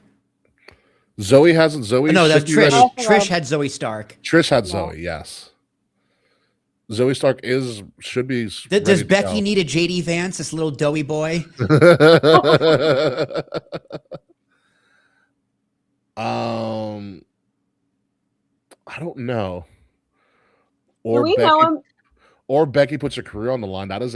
That's a very interesting one for Mania as well. Do we know? I know this is Becky's last contract. Does anyone know when her contract is up? No. I think she's another 2 or 3 years. Probably. That's what I thought. It's hard because it needs, whatever happens to me, it does have to be more. But I don't necessarily know if I want to see Becky having a tantrum for the next month and a half. I do. I think she's hysterical. And great promos. They are great promos, and I agree that Becky is good in the chase. But I want to see Becky like built the fuck up, like going to Mania like a monster, and then AJ has like her Mania moment. I get that idea as well too. I think for this feud to continue, they both have to be on TV, and there's no guarantee if AJ Lee loses, she's going to come back to TV. I think there's more of a guarantee if you give her the title now and she runs into it. I mean, she has to carry this feud with the title going to Mania and be on TV, which I think she's all scheduled to do. She was at TV last night. She was at TV last night. Her and Punk did ESPN First Take the other day. So like she's gonna be in the Mania run. I think I like her with the IC title, so I'm gonna officially go AJ Lee with this, and then do something wacky leading into Mania, because the also great thing about them is they're very Bugs Bunny and Elmer Fudd in this feud. AJ Lee is clearly Bugs Bunny, and Becky is just a disgruntled Elmer Fudd at this point, trying to get this wabbit. Um,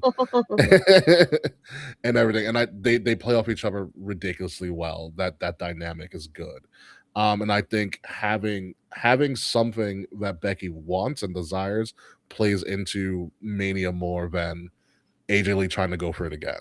The no contest could work, and Becky could win by, as David used to say, nefarious means. Mm. You know, but I kind of like AJ Lee here. So we'll see. Okay, who are you officially going with? I'm officially going with Becky, but she's not winning clean. The Dave I'm Malkowitz going. nefarious Yeah, means.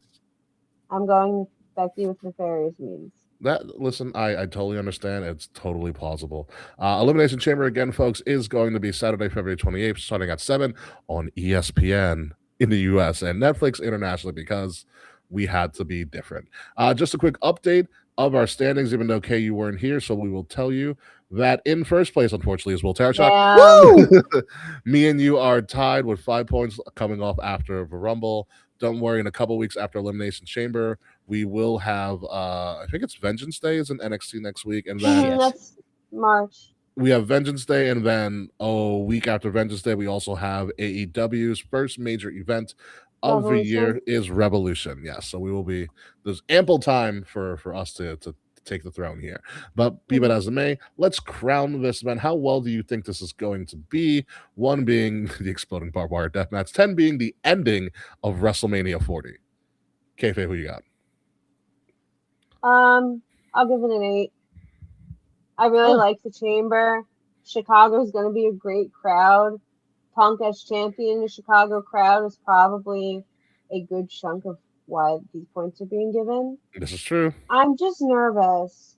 I'm like so tired of getting like really excited for a WWE show, and it's ass. So I'm trying to be positive on this one. Power positivity works for everybody except for the New Day these days. Will Tarashak. I'm gonna go 7.5. I have no expectations for this show, so what's the bar? Fair enough. I think in particular, the Royal Rumble didn't do its job and get us excited for Mania. No, can I just sideberg? Like, it doesn't feel like Mania season. It does. It does not. It really doesn't. Does not. Yeah. It's a bummer. Like I said, the Royal Rumble didn't do its job from production wise to not even really the results, but more so from production and it being the first ever overseas and foreign Royal Rumble. It just didn't feel like it. Like it wasn't as big as it was in like Indianapolis. Like it was just it missed the boat in all the wrong ways. Like not the decisions that were made, they all seemed fine. But it wasn't the spectacle that we thought it was going to be. The big spectacle was that fireworks show that lasted like 10 minutes for no reason. So Elimination Chamber has to knock it out of the park. You know, it was the goddamn lights on the seats. That's really what it was the lights on the seats. It screwed everybody over. You know, the Elimination Chamber has to kind of do a heavy pull this year round. Whereas in last year, you had pretty much a fantastic Rumble, all things considered, and everything going around with some shock finishes and surprise people coming back, so on and so forth. Elimination Chamber last year also just built on that. You obviously had the return of Jade and the greatest Oscar bait performance in Bianca Belair's history. Would that happen with Naomi? Yeah, that was really good. Liv also did a great job being like, oh my god, she's gonna kill me. Type deal. You had KO and Sammy, you had the return of Randy, you had John Cena turning heel in what should have been one of the greatest moments in the history of wrestling, and it just fell flat on its face. Thank you, Dwayne Johnson.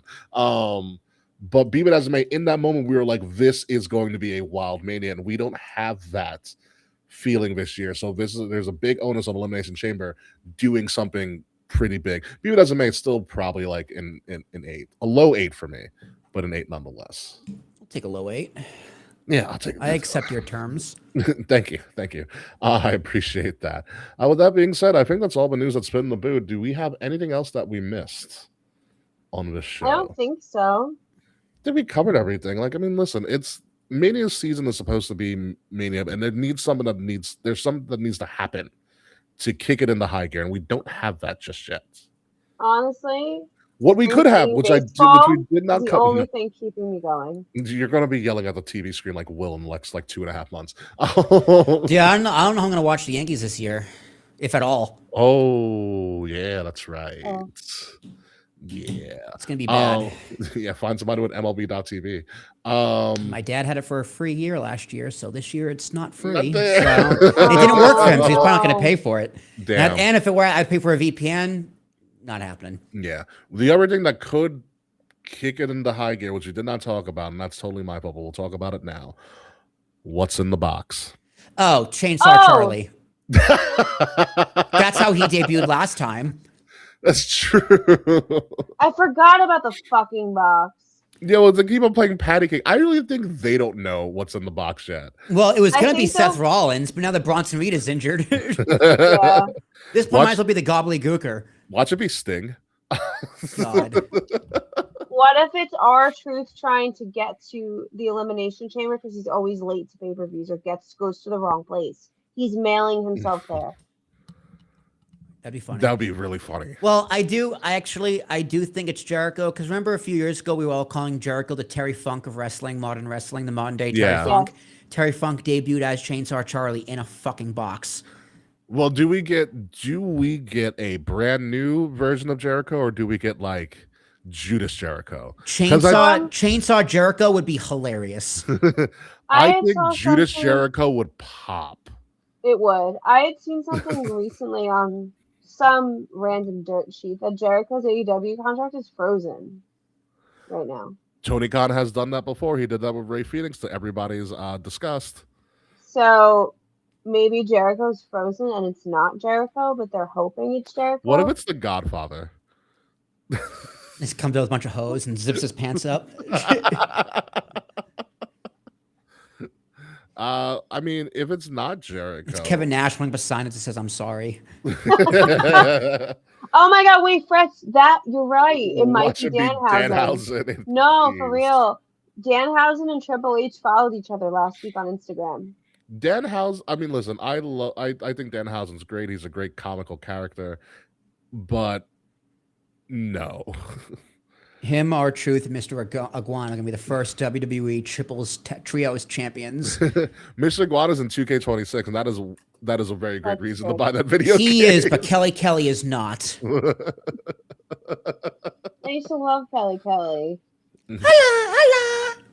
She's I think she's like a fitness model or something. I don't know. I think you're goddamn right she is. Yeah. So Eva Marie was on my For You page all day today. Stop. What if Eva Marie's in the box? You know what? I've learned that essentially, Kay, the more you talk about somebody returning, eventually they come back. It worked with CM Punk. It did. It worked with Eva Marie. It did work with Eva Marie. But I don't think it's Eva Marie. That would be really funny. What if it's like Mandy Rose? It's the fucking genie cursing the vision. It's the anonymous Raw GM. It's the hometown man. God, Ooh. the hometown man would be so funny. Chicago I believe in Joe Hendry. It could be Joe Hendry, but he's already the NXT champion. They're not going to bring Joe Hendry. Kevin Owens just comes out huffing and puffing. Guys, I ran out of fucking air in there. Pierce, like, here's my pee bucket. God, who could like? It's another guy in another box. What if it's like a Russian doll? So yeah, the Russian dolls. What if the box is another chamber pod? So they're adding somebody to one of the chambers. And his name is Brock Lesnar. Yeah. No, it's not another chamber pod. It's too small for a chamber pod. It's a giant box of money they're gonna pay Obafemi to sign somewhere. It's Giant Gonzalez. Oh my God. Emelina. Taskmaster. Emelina's a good one. Goldust's protege. Mm-hmm. What if it's Goldust? It's not Goldust, but like who could be in that box? Vince McMahon. Fritz always said Vince holding the globe. It's fucking the dead corpse. It's the corpse of Vince McMahon, like Mr. House. Who else is injured that we haven't seen in like a long time? That's weird. Don't mention anybody in the Vision. Well, no, not the Vision. The box has to be a huge thing because if the box falls flat, it's gonna be real bad. Yeah. Like when The Rock didn't show up at Survivor Series. I'll never get over that. I'll never get over that as long as I live. And they teased it how many times? Or The Rock not showing up to last year's WrestleMania when he started like one of the biggest angles in history. Yep. What if they made up with Travis Scott and it's Travis Scott? It's not Travis Scott. What if it's Kurt Angle just drinking milk? Or it could be Shane. That would be really funny. I think it's Jericho. It all points lead to Jericho. Jericho debuted in Chicago. He wants another run in WWE. Mm-hmm. It seems like it would make sense that it's Jericho. But where do we? I know that Pierce and Nick Aldis are opening the box together in Chicago, but when is the appropriate time to open this fucking box? It is going to be the penultimate segment of the show. It's going to have to be. Probably. You know, it's in living color to play Cult of Personality for Punk. Yeah. Fred said it's Lenny from The Simpsons. Don't tell anyone how I live. What should be Gilbert? Gilbert's retirement tour. Yeah, right. I just don't know. Maybe Sheamus comes back. Original theme Sheamus just kicks it down, kicks the door down. when Pierce is in front of a door, so he gets bro kicked through the door. Like a Bugs Bunny cartoon. Mm-hmm. I don't know. What if it's Brandy Rhodes? Yuck. She's like, who told you was open mic night, bitch? WWE heels. $50 a month. I swear to God, if it's John Cena frets. Oh my God, it's another Grande Americano. Another Grande Americano would be really funny. Really fun. At this point, we need Grande Americano versus original Grande Americano mask versus mask match at Mania. That'll probably happen. I'm totally bought into the gimmick. Might as well just get it over with at this point. Yeah. God. What if it's the person that threw the pie at Kevin Owens? That could be it.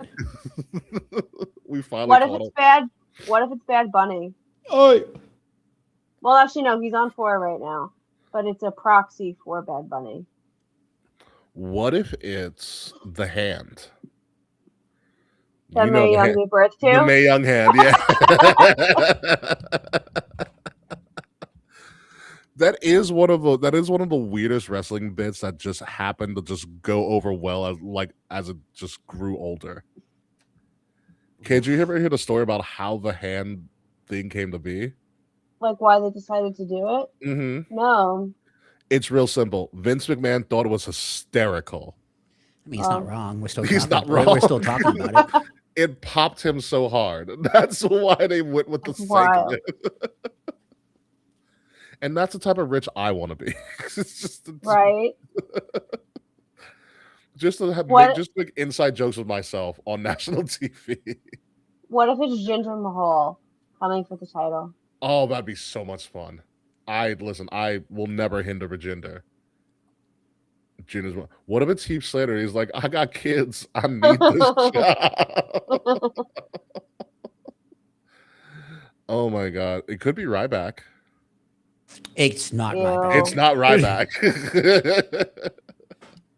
It's Colt Cabana. Oh, in Chicago with Punk? Yep. Oh boy. It's Colt Cabana and his lawyers. Again. Again. It could be Raven. What about me? What about Raven? Please not Raven. What if it's Damian Sandow? Another character who I fucking loved. I fucking love Sandow. So I'm better than you. Well, I was gonna say, what if it's MJF, but he has the Triple B back, so. Oh. MJF would have I been a great cannot- surprise, but he signed like a 5-year deal. Yeah. He's stuck for a while. The day I cannot wait for the day MJF joins WWE. I'm very curious about it.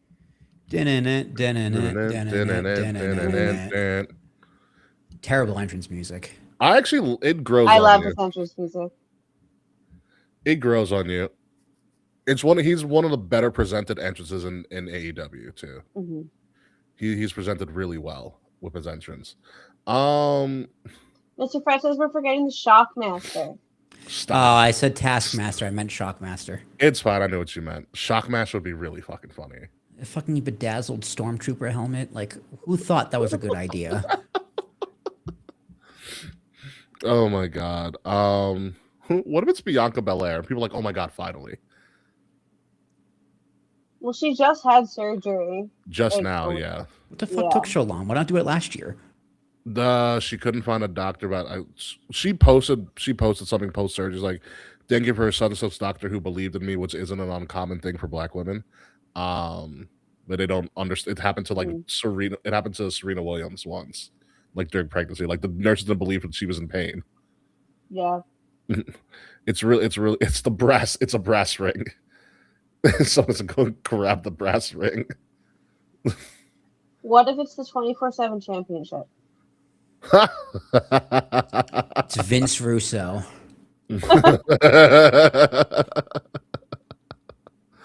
No, that oh my god. Yeah, I think it's Jericho. It is likely Jericho. But Which if I'm it's not Jericho, I'm going to probably be disappointed. I want Judas Jericho because I think Judas Jericho would pop hard. Like, because Chicago's a marquee city. Will and I know they're extremely. They'll know the marquee. words. Mm-hmm. Yeah, exactly. And you can just have Jericho do something. What if it's Jericho reigniting the Festival of Friendship again? Oh my god, please. It's like Festival of Friendship outfit Jericho. Oh my god, I would be so happy. One of the I best rewatch things it every year. Are you serious? I do. It's a What if bum it's ass Enzo Corbin. Amore? It's not Enzo. Get it out of your system, Kay. It is Janelle not. Grant, Jesus Taquan. What a pull. Ooh, it is not that at all. Bum ass Corbin would be really funny. He just signed with MLW, I think. Bishop Dwyer is his He also new ring wrestled name. he did a dark match in AEW too. He did do a dark match in AEW, yes. Isn't he like Bishop Dyer or something like that? Watch it be Tommaso Ciampa. He'd be like, guys, I was joking. Let me come back. I lost my title. I'm already upset. Yeah, exactly. Let me come back. Let me come back with Johnny, guys. I promise I'll behave. So, what if it's Paige? I don't think Paige will come back in a box. This seems like a man thing. I don't know why it's just giving man to me. It's a big box, too. It is a big box, but it could be just a MacGuffin. A lot of packing peanuts. Yeah. Paige makes sense. She's been wrestling. She's openly said she's got the itch again to wrestle. So Paige makes the most sense of all. It's not New Orleans because Paige debuted and retired in NOLA. Exactly. She'd be like, Paige here. No. It is Paige. Diamond Dallas Page. He's been doing downward dog the entire time for the last 3 weeks. Stretching in there. DDP yoga. Paige is going to be at Niagara Comic-Con, so I guess that means she's out. Chicago's not that far. Chicago's not that far. From Niagara? From a plane. What if it's Jelly Roll? God, please no. Please no. It could also be Kid Rock. Don't even say that. Kid Rock is coming. Kid Rock is coming to induct Jelly Roll into the WWE Hall of Fame. Goodness. Goodness gracious. Hey, I'm just reflecting the times. Yeah, him and his new fitness partner, Kid Rock. My God. What You've seen Jelly Roll? He's lost so much fucking weight. Well, no. I'm not talking about Jelly. I know he's lost a lot of weight, and good for him. Like, very proud of him for doing that. Like, he turned his life around, and that's fucking fantastic. Now I'm talking about it's all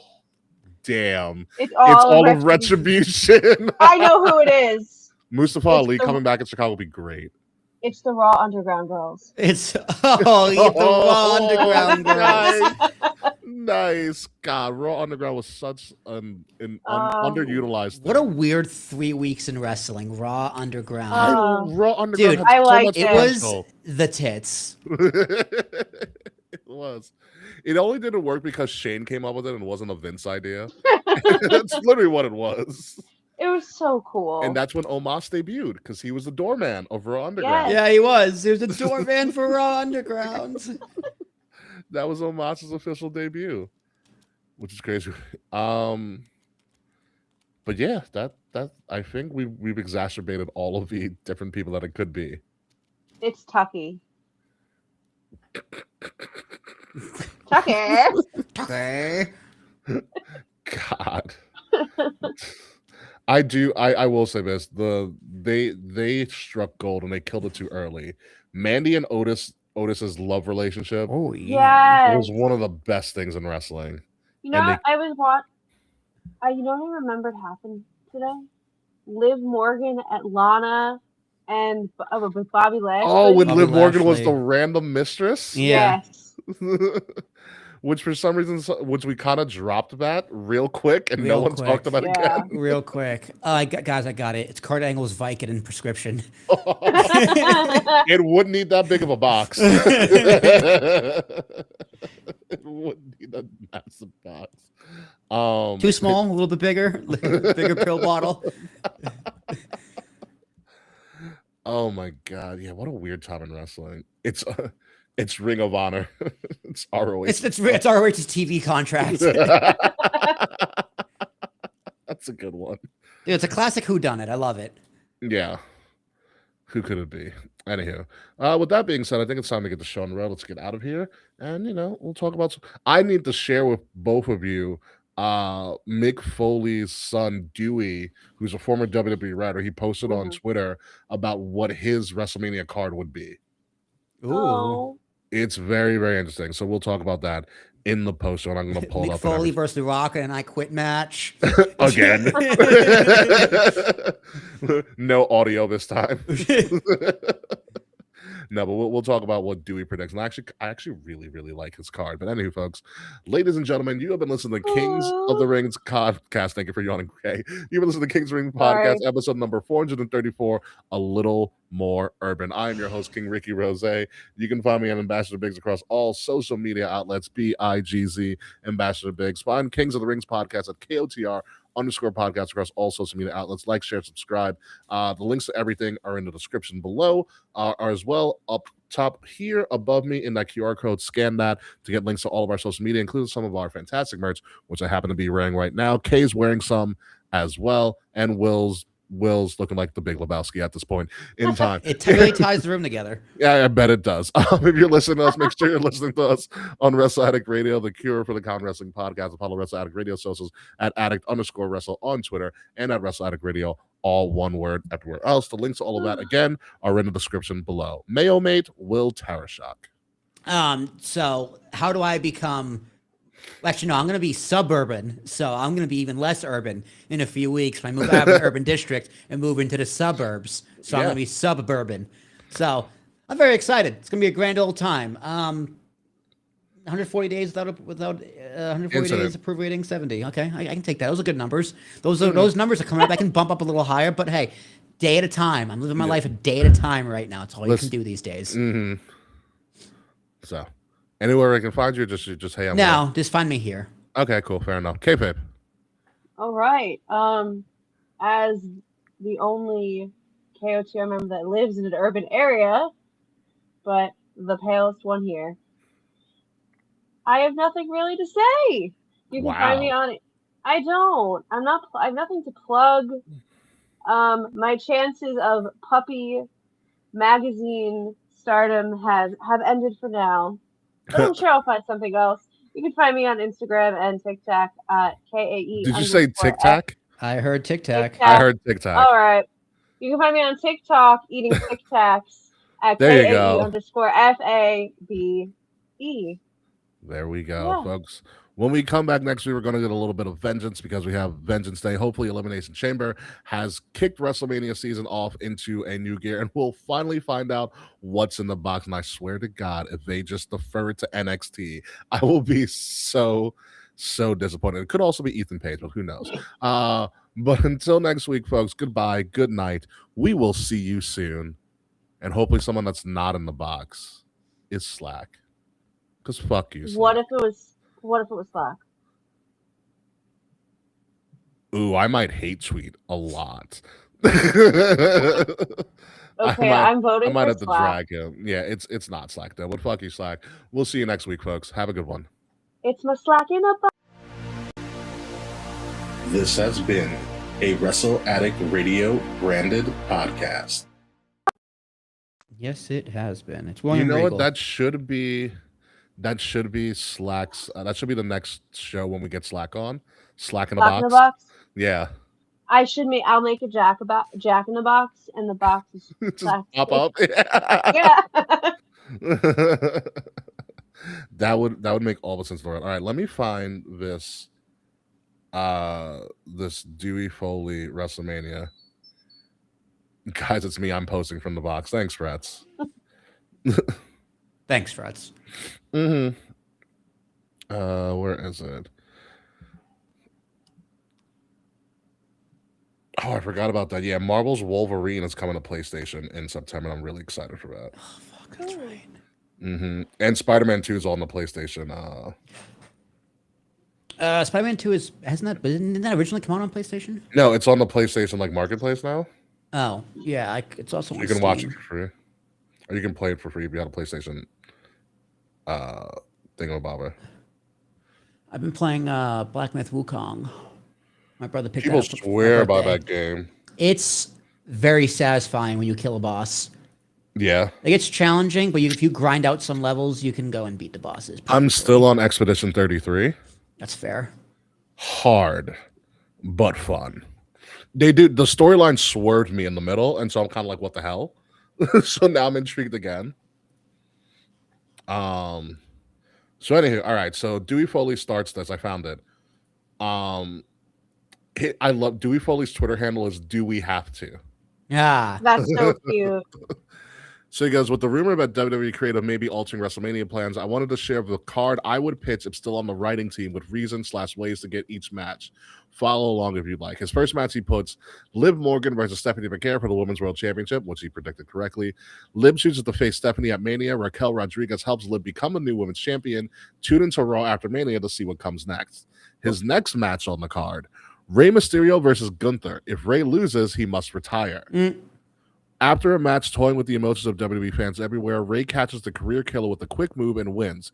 Gunther attacks Rey post-bell and is saved by none other than his son Dominic just moments before his title match. So it sets it up. His title match is Demon Finn Balor versus Dom for the IC title. Dom mocks Finn for losing to CM Punk at Elimination Chamber, and Finn wants to take the title from Dom to remind him of a Judgment Day pecking order. But Demon turns heel during the match on his way to beating Dom. On the Raw after Mania, Finn, JD, Raquel, and Roxanne all officially turn on Dom and Liv. Finn says he has more of a father to Dom than Rey ever was, and Dom checking on his dad at Mania was his final straw. Finn says the Judgment Day goes on without the new face duo of Dom and Liv. So Dom and Liv get kicked out post-Mania. I like that. Let me see. So he goes very confident in all of these men to put on a star-studded 10-man ladder match for Carmella Hayes' United States title.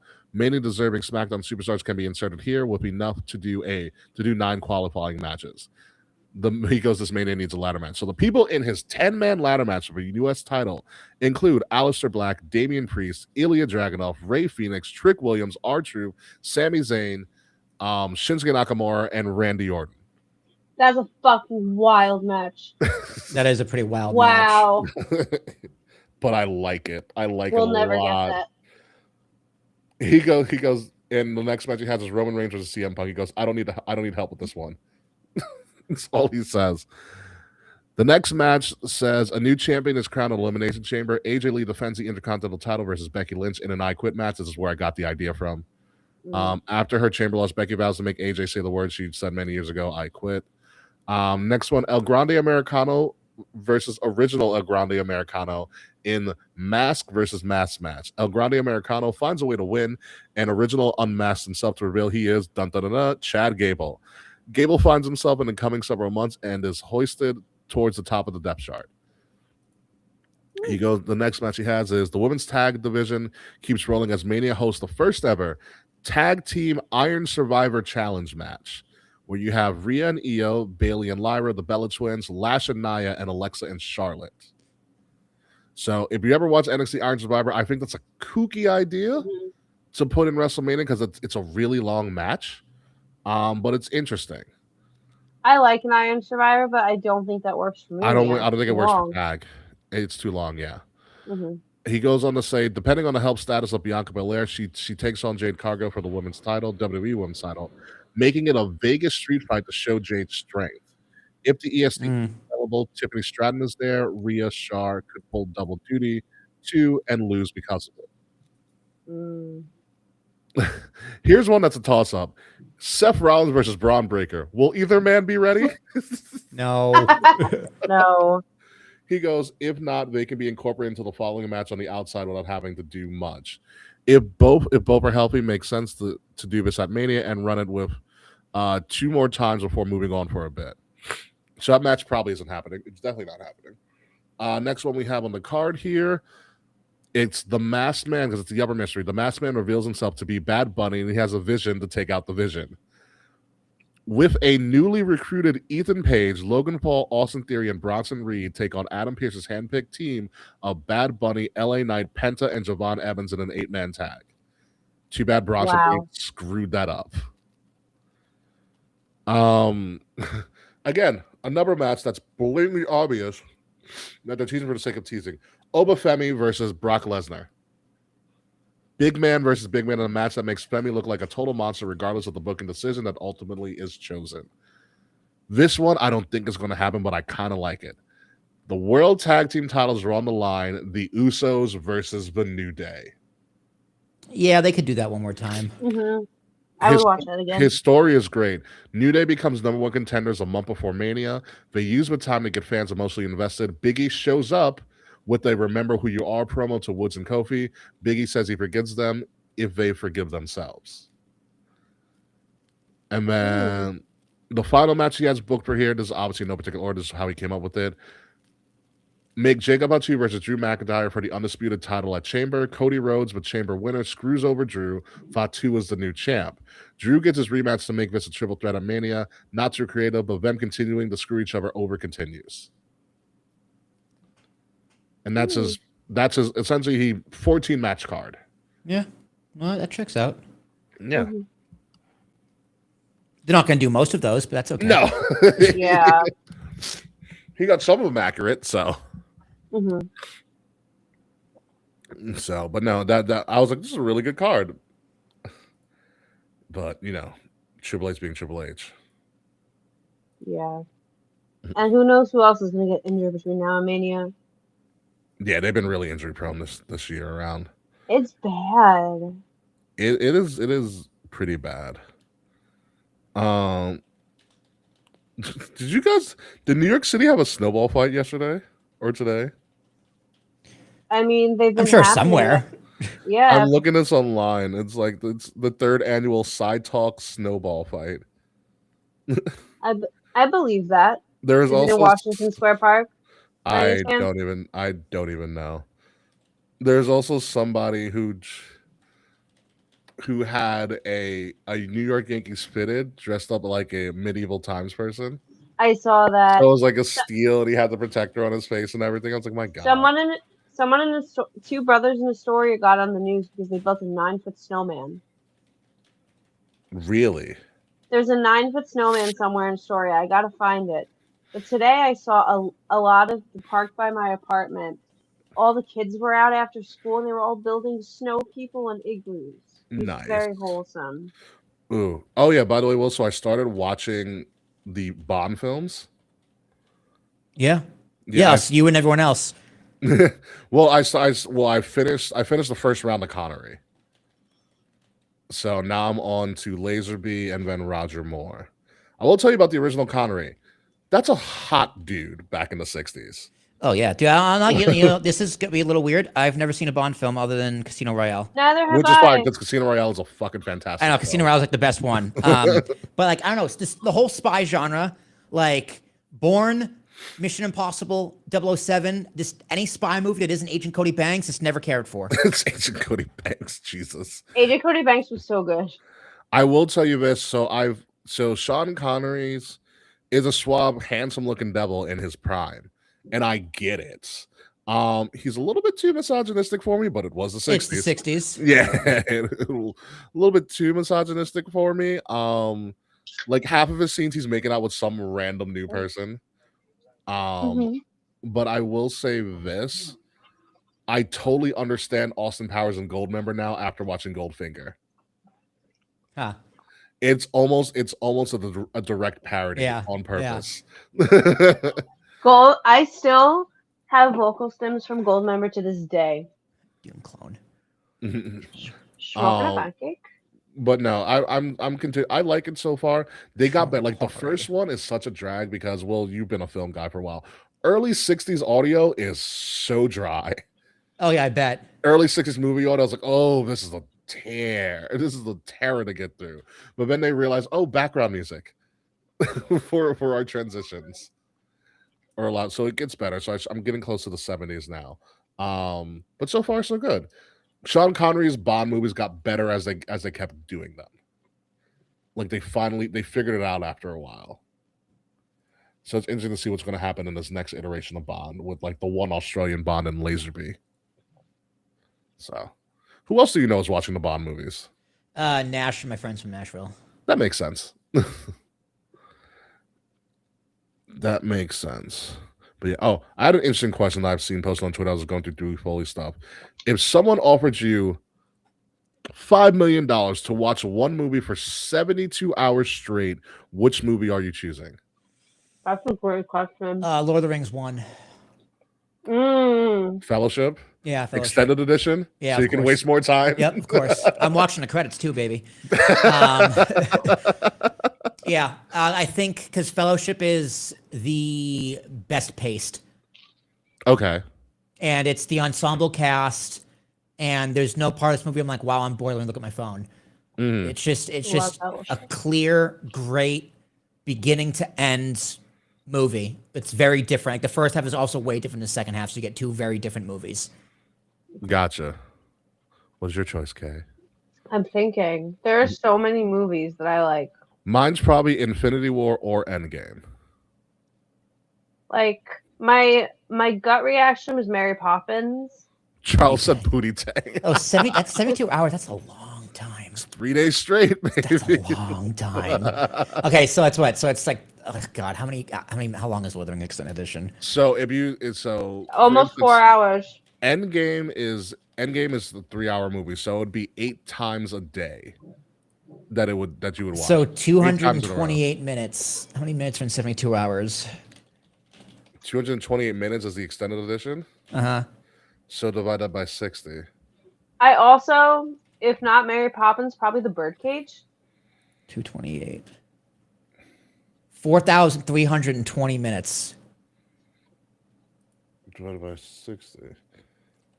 So 228 is about almost 4 hours. So that means in 24 hours, you're watching that 6 times.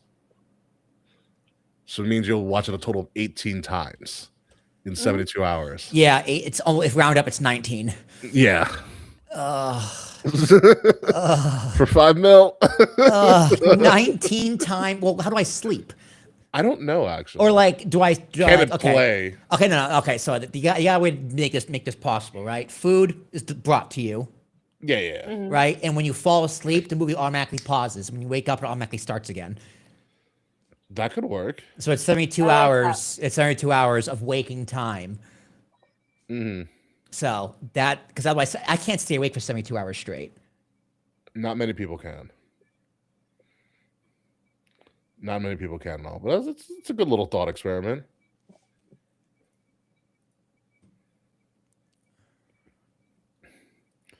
You know. Yeah, mine's probably Endgame. solid 3 hours, 8 times. I learned the movie by that point. I'm mad Charles picked Pootie Tang. That is just a random funny film. So is anybody's ever seen Undercover Brother? I saw it in middle school. Well, did you ever see Undercover Brother? No. It is one of the. It's such an underrated, stupid movie, but it's so great. So this cast of Undercover Brother is ridiculous. You have Chris Rock as the lead, not Undercover Brother. I'm thinking of Head Up State. My fault. Also Undercover Brother, but Head Up State is also a funny one. Chris Rock's the lead. Bernie Mac is the co-lead. Rest in peace. Yeah. So the thing is, Chris Rock is running for president, and he picks Bernie Mac as his running mate. I think I saw that in middle school also. Like Undercover I saw that Brothers on a date. Undercover Brother is another type of funny. It's totally like a spoof on like 70s blaxploitation spy drama. But it's Eddie Griffin as the lead. You also have Dave Chappelle as a contributing actor. Neil Patrick Harris. NPH. What a guy. And Chris Kattan is the antagonist. Do you remember Chris Kattan? That name sounds familiar. Let me give him a He's Google. from, Night at the Roxbury? Yeah, he's one of a Night at the Roxbury's. Oh, this guy. Okay. Yeah. Chris Kattan's in. Who else is there's a lot of funny people. Who is oh my god. Charles, you gotta help me out here if you're still watching. Who is I gotta pull up the cast list. Of what? Undercover Brother? Undercover Brother, yeah. Let's see. We got Eddie Griffin, Denise Richards. Denise Richards, that's what I was going for, yeah. Dave Chappelle, Troy McBride, Gary Anthony Williams. Gary Anthony Williams is hysterical. Billy D. Williams, Lando is in it. Billy D. Williams is also in it as well, yes. J.D. Hall's a narrator, obviously. That's everybody. It's a Chi McBride is in it. That's the other person I was thinking of. Robert Townsend. Yeah, he's the thief. But Chief, actually. Chief. Yeah. I said, okay. The Denise Richards in the movie has White She Devil. That's the name of the character. Oh, it's just a ridiculous movie. Eddie Griffin had a good line of just random funny movies for a while. Double Take was a good one too. Excuse me. But Will, I think you would enjoy Undercover Brother just for the ridiculousness of it. It has a 5.9 on IMDb. Yeah, so does like Zoolander. And Zoolander sucks ass. Zoolander's a great movie. I don't care what anybody says. To be fair, most comedies have low ratings. Yeah. It was so funny. So like they in one part of Undercover Brother, like Eddie Griffin goes undercover as like the straight-laced black guy, and he like, and so the antagonist group sends Denise Richard as like the white girl to honeypot him essentially. And so Eddie Griffin goes back to his headquarters and he's all happy-go-lucky. And you're like, oh, what's different with you? And then the black lady's like, he's been with a white woman. And all the males like, oh my God, was it everything we dreamed of?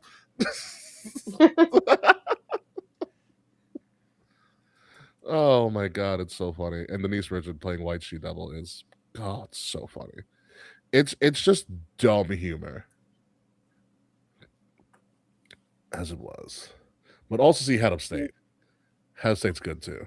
What did we watch recently? Oh, we watched the live action Lilo and Stitch recently. Did you like it? Bad? It was fine.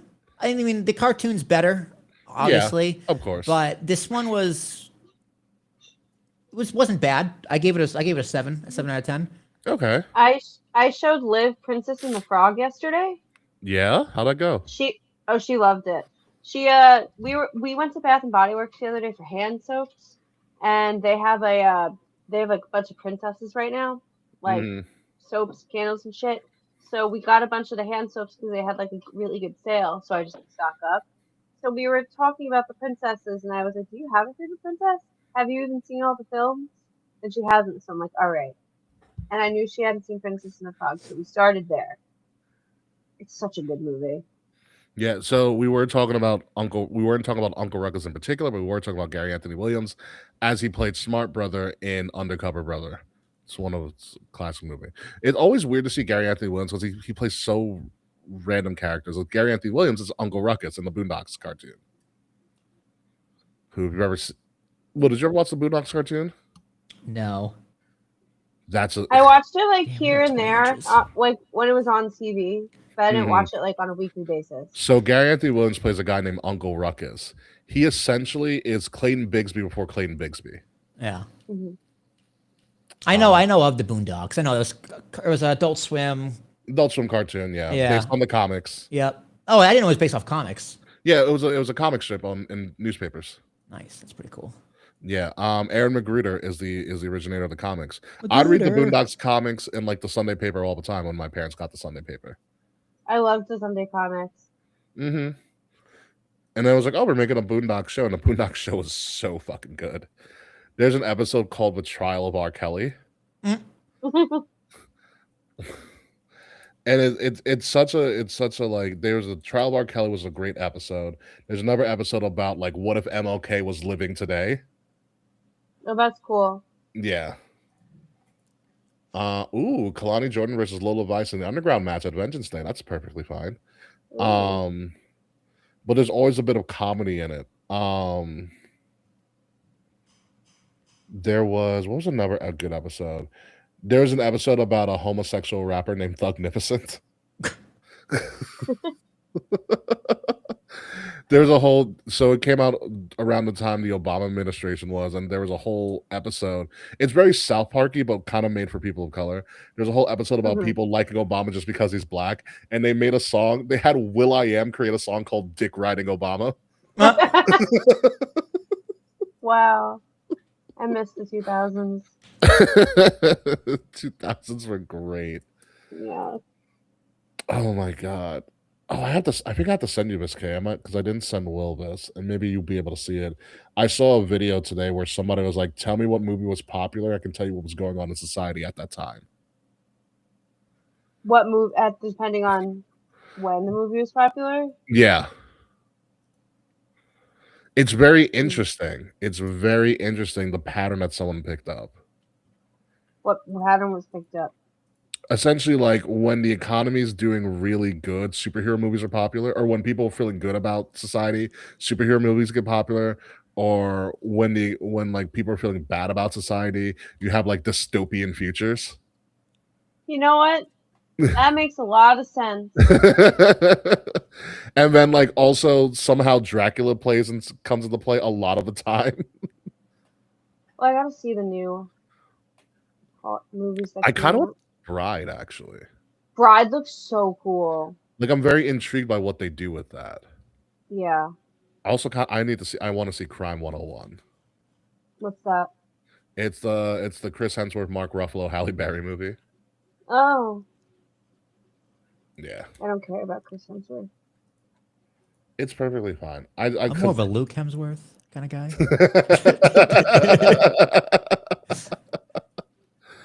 There is a Luke, right? There is a Luke Hemsworth. Yeah, Liam. It's Chris it might be Liam. It might be Liam. Liam's the one that married Miley Cyrus. Oh, he took that bullet. Okay. Liam married Miley Cyrus, and I think Chris is the one that plays Thor, right? Yeah. Chris is Thor, yeah. Is there a third one? Yeah. There's a third. I forgot who the third one is. There's always a Donnie Wahlberg. Is the third one famous? I want to say no. The Hemsworth brothers, Luke and Liam. Oh, I thought there was a third one. Oh, never mind. Oh no, there's a Luke. Luke, Chris, and Liam. There it is. Okay. Wow. Yeah, Luke Hemsworth was the one in Westworld. Okay. Oh, there's also a mystery property brother and a mystery Jonas brother. Oh, there's a fourth one. There's Larry. Who the fuck is Larry? I love how they have Luke, Liam, Larry, and then there's Chris. There's Chris.